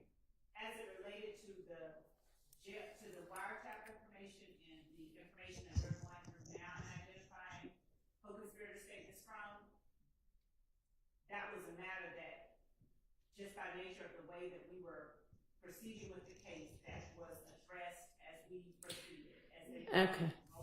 Okay. Well. But we do have, and we have identified, and we can discuss, I think, over 100 if we were to start now and start All right. talking about them. So, at some point, there just has to be some kind of management of this case. It just cannot, I mean, I guess it could be, but it seems not practical that the case is going to go on forever because you're going to use every possible piece of evidence that you can uncover. I mean, that's no way to try a case. And it's not fair to the other side of any case to not know, for the most part, going into the trial, what the evidence is going to be. And I mean, we've had this discussion before, but y'all also, aside from that, y'all have got to kind of get a handle on what your case is going to be and decide what needs to be culled and what really needs to be presented. Your Honor, the only reason that I can say that the reason that we want and feverishly seek to look at it all is that we don't want to be precluded in the event that, we don't anticipate playing every single co-conspirator statement that exists in these wiretaps. Right. But in the event that there is one that is particularly important, and it's one that we didn't say by this date, oh, we're going to use this one, because we had not yet found that one, smoking call or whatever it is. Our position is just that it disadvantages that, just to an extent that we did not make the call. We feel that we should be allowed to at least access those that not whole hog all thousands of co-conspirator statements, but in the event that there are some, and we will narrow them down. Okay. All right. But we've identified the ones that we. All right. Well, get the rest of them identified and that identification information to the state by the end of this week. Your Honor, may I respond briefly, just so we're all on the same page? I don't mean to go tit for tat. That's not my intent here. But if the state is referring to the email sent to us on on August 9th of 2024 at 11:23 p.m., from what I can see, there's approximately 150 to 200 calls off the wiretap. They are not, some of these calls are 15 minutes. It's not about me listening to it. That's fine. I've already listened to this stuff. But just attaching a 15-minute call, a 10-minute call, doesn't necessarily indicate what co-conspirator statement you're intending to introduce. So there's just not a lot of specificity. Now, some of them are shorter. My guess is, from what Ms. Love just said, she wants to cover all her bases. And so if there is anything said by that person in that call, she wants to be able to potentially use it. So I think she's saying every bit of it might be a co-conspirator statement. Am I wrong? No. I'm not wrong. Well, if the intent is to litigate that, then I'm just I think I'm stating the obvious. It creates a whole lot of outside the presence of the jury litigation about stuff because the state is not, and the state control this case. They controlled when to indict it, and they. Well, y'all did file, I don't know who it was, but a speedy trial demand. But you're right, they indicted it. So they knew a speedy could have been filed and they needed to be ready. I don't know that everybody filed one, but did everybody? I filed one. It wasn't recognized by the court. You did not file one. I did. But it You're right. Yeah, I think it was within the period where everything was stayed. Is that what happened? He filed a constitutional speedy. No, I filed a statutory speedy. Okay. And Anyway, at least some people have filed a statutory speedy that was recognized, and y'all are all being tried together, so that drug the whole case to trial at the same time. However, you are right that once the state indicted, they knew a speedy could be filed and needed to be ready to go, or either sever people out. It doesn't require a response. It's a statement of fact. Okay. So, can we start on the exhibit list? I don't think there were that many that were in dispute. Your Honor, excuse me, I don't believe we have the exhibit list yet. Is that correct, Ms. Hilton? Oh, no. I mean, I'm sorry. I'm not being clear. One of the things that was proposed, I think by Mr. Steele, was why don't we take a chance to look at all of the exhibits that have been admitted so far and make sure we're on the same page about that. And I don't think there was that much dispute about that. So I'm thinking, let's do that right now. Y'all do have that, right? The Yes. state was going to provide the list that we believe is the list of admitted exhibits. And so I'm getting ready to forward what we've created, but it's individual by the acts as they came in. And so I'm getting ready to forward that to everyone, but we were actually having printed copies brought down so that everyone could actually physically have one in their hand. And so that's what we were hoping would be down here by the time you finish. But I can forward what we have, and it'll just take a little more time because it'll be electronic. All right, so it seems that Mr. Steele's, what was it? It was like an Excel spreadsheet that was provided is pretty organized and orderly. Have y'all not tried to kind of match up what y'all have to that? We have been matching that up. There are instances where electronic exhibits were shown to witnesses that we don't have a printed copy of to confirm that it was the exact exhibit that was admitted. There were instances where changes were made. There were multiple instances where the court required redactions, but we did not. All right. So we're not ready on that either. So I think it may be that we actually need the prior court reporter in court one day for that next week. So why don't I figure out which day is the best day for her to do that? But that is something else y'all need to be ready to go with on Monday. So, I mean, I think I've been through my whole list of what's outstanding, and there doesn't seem to be anything we can accomplish today. Yes, sir. if I may, Your Honor, last week we painstakingly went through transcripts Yes. and redacted certain things.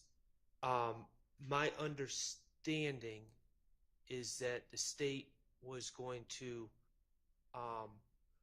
have a printout. I think over our objection, their plan is to just pause the sound during redacted periods. But my understanding is they were going to provide a transcript with all the redactions after Your Honor's rulings, so we could review them and just make sure we're 100%. And if there's an issue, we're not bringing it to you at the last minute with the jurors in the box. All right. So I don't believe that we've been provided the redacted transcripts yet, or the state's version of the redacted transcripts, and we would like to at least have those so we could review them prior to them being played. And is that correct that y'all plan to just pause the parts that are redacted? So y'all better be really good on the trigger with that. There are some parts where it's like, part of a sentence, but not the next sentence. Yes, Your Honor. Unfortunately, with evidence reviewer, it was a challenge to convert to the MP4 so it can be clean. It was distorted because we tried doing that previously. So that is the state's plan. I will send over the highlighted versions of the transcript that's redacted in a moment, as soon as I finish sending over the exhibit list. Okay. So y'all can't there's no way that y'all can either put something together that is just the unredacted part or fuzz out the redacted part? Does the court mean for the video?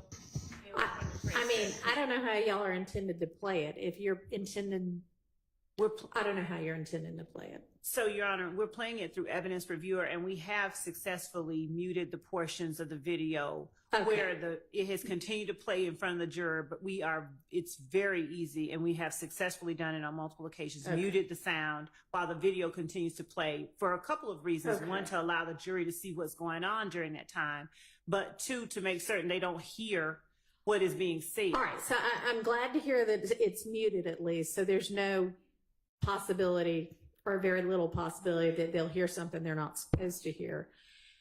And so y'all have done that with video already where they're seeing that something else is going on that they're not privy to? Yes, we've done that on multiple occasions. And we also, at That's times, something that everybody agreed to?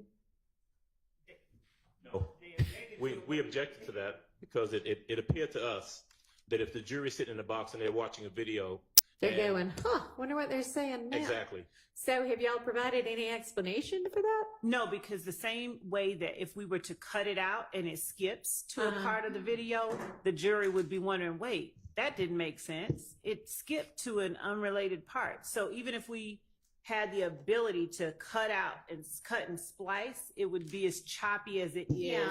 And on other occasions, the jury, So let me ask you this. If it's like a 2-minute redaction, are we just sitting in silence for 2 minutes? No, What's generally, going on? Well, in some instances, if it's a small redaction, we'll let it play. But like 2 minutes, we'll fast forward and say on the record, we are fast forwarding from here to here. We'll mute it and say, Your Honor, we're stopping at this point and we're picking up at that point. And that's what we do. We literally just take the advancing button and advance it to the point in the future that we're playing. but let me just say, it really has not played out that smoothly in the past. Yes, there have been some occurrences where they've been able to mute it and it goes smoothly, but in other instances, yes, we're sitting here for 20 seconds, 30 seconds, and then in other instances where they try to skip ahead, they skip ahead, but then it's not quite far enough or it's too far, then got to come back a little bit. So it hasn't been played out that And smoothly. I mean, we got a lot of videos to get through, it sounds like. So can y'all endeavor to find out whether maybe even if you have to outsource it to somewhere else,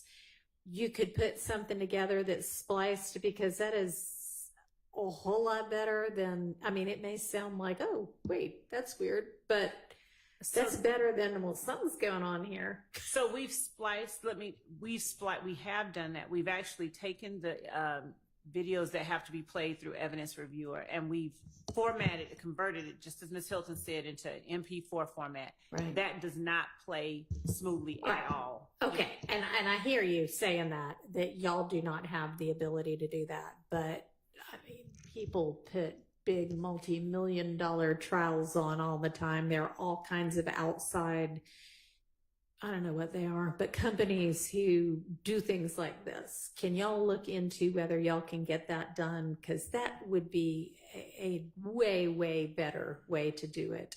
both time-wise and in terms of the jury not seeing and wondering, well, what's going on right now? Both of those reasons. Y'all see what you can do about that. Yes, Your Honor. Okay. And while we're kind of just on the topic of that, is your plan to play, like, you know, for instance, we went through 5 statements, video statements of Mr. Copeland outside the presence of the jury to determine what parts were admissible and what parts were not. And Ms. Hilton, you've asked him about at least parts of all 5 of those statements.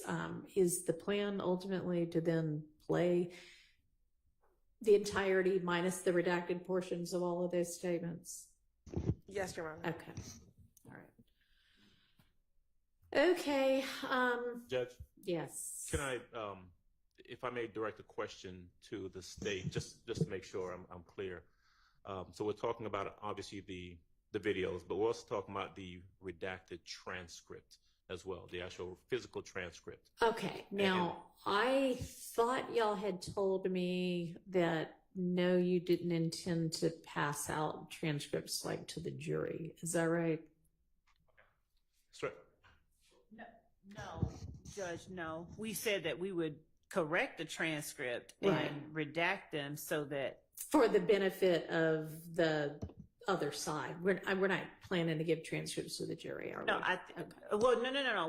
We were asking to do that. I think there was an objection. I just wanted to be clear. We never said that we were not, because we would be asking that the court simply instruct the jury that the transcripts are not evidence. I think that when the objection was raised, it was that the transcripts were different. Okay. And that they didn't want them to be reading something that was not actually being said. And our position is that the court has the ability and, you know, generally does instruct the jury. What you hear is the evidence, Right. not what you're looking at. So Okay. that was the reason that that was another reason that we were endeavoring to get him as accurate as we could and to get an agreement on it. I thought that the court had said, before we give anything to Right. the jury, we wanted to get as much an agreement Y'all at as we least get could. agreement as to what everybody thinks is being said. Yeah, our position was that we are absolutely objecting to the jury getting the physical transcripts. I think the discussions we were having was that once we had made a decision as to what was being redacted, Right. we were going to get a physical copy of the transcript. And so my question was, because I heard Ms. Hilton say a little while ago something about the highlighted portions,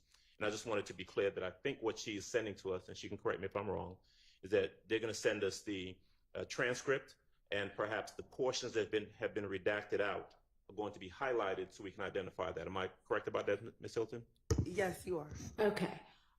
But if you intend to ask the court to let the jurors have a transcript as kind of a listening aid, I don't necessarily have a problem with that. I know that is what we all used to do back in the old days.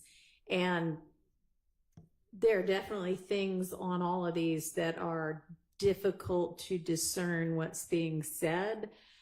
But we all also recognize that the transcription of at least some people's statements was far less than accurate. So are y'all planning to have them retranscribed or corrected or something? Yes, that is Okay. the reason that when I said any transcript before we even offer or ask to be passed out to the jury, Okay. we would correct and share with the defense and get some kind of consensus, even if it isn't an exact consensus, before we even ask the court to pass it out to the jury. The highlighted portions that Ms. Hilton was Okay. giving was just to aid in our discussions and agreement Okay. with regard to the redacted. Okay.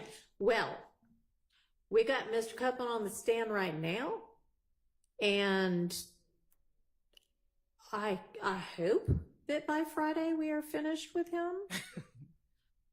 Because that's a lot of days of one person's testimony. But if part of that is you're planning to play for him his statements to present him with his prior inconsistencies, they need to have seen the redacted videos, seen the redacted transcripts, and had a chance to review that for themselves and digest it. and it's Tuesday. So before we before we attempted to pass it out, we would indeed give them time to digest it, understanding that it is Tuesday. We had been working on the redacted video portion, and that we were planning to do it one way, but the All court, right. When do you expect to be able to get this to them? Everything that has to do with Mr. Copeland's video statements that are going to get played. So, Your Honor, the state intends to give them 3 of the transcripts that has redaction, Okay. which is what we talked about last week. I can provide that to them this afternoon. Perfect. As far as a transcript that we were going to give to the jury, the only transcript at this point that has been fully corrected and ready is the June 10th interview. So that's the only one that we would intend to give to the jury, is the June 10th interview. And we have that with the corrections that we will give to defense counsel today. Also this afternoon. Okay. Your Honor. As far as the video, we would have to find the outsourcing of it when we leave here today to determine how long that will take and if we can. Okay. If we cannot, then we're prepared to move forward in the fashion that we discussed earlier. Okay. Well, that's definitely less than ideal. it has not gone as bad as, honestly, the playing, the pausing, the muting of the videos. The muting of the videos has not been the problem. It has been sometimes when we have, actually it was when we were doing the MP4 that we were advancing and it was starting and stopping because of server issues. Okay. It's still less than ideal. So I understand you're saying I may not be able to get this together in the next 2 days, but for all of the remaining witnesses, if you can't, honestly, if you can for him, I'd rather you do it for him as well. But, I'm just sure that can be done. I'm sure there is somebody out there that can splice it as needed, but have it where it is still something that can be heard and understood. So, okay. So, anything else? If not, I'll just go. Y'all can do your work and I can do things like other cases. or listen to the statement or things like that to get ready for next week. So, anything else today? Your Honor, I'll file a particularized Bruton motion for Mr. Kendrick's statement. Okay. Did you just file that today? No, I will do it though. I have the. Oh, you're planning to. Yes, Okay. I have the timestamps like the court wanted. Perfect. I'm just trying to make sure it works, and I'll include other people here, and I'll send it to them first as a rough draft to make sure that I didn't miss anything for their clients. And then with regards to next Tuesday morning, just as a reminder, your honorable court has allowed me to, I just wanted to. Thank you for reminding me of that. And you'd be back with us by when? I think I'm the second case on the calendar, so 12 o'clock. Okay. But All I right. better check though their schedule. Okay. So, Mr. Steele had asked, and I had permitted him to, he's got an oral argument in another case, before one of our appellate courts scheduled for Tuesday morning. And I had said, yes, I'll excuse you to do that since I knew we were non-jury anyway next week. So then it sounds like both Monday and Tuesday will be starting, at noon instead of, or let's just say 12:30 instead of in the morning time. All right. Thank you very much. All right. Okay. So let's adjourn for the day. We'll be back at 8:45 in the morning. Y'all have lots of work to do, especially y'all on this side. All right. Thank y'all.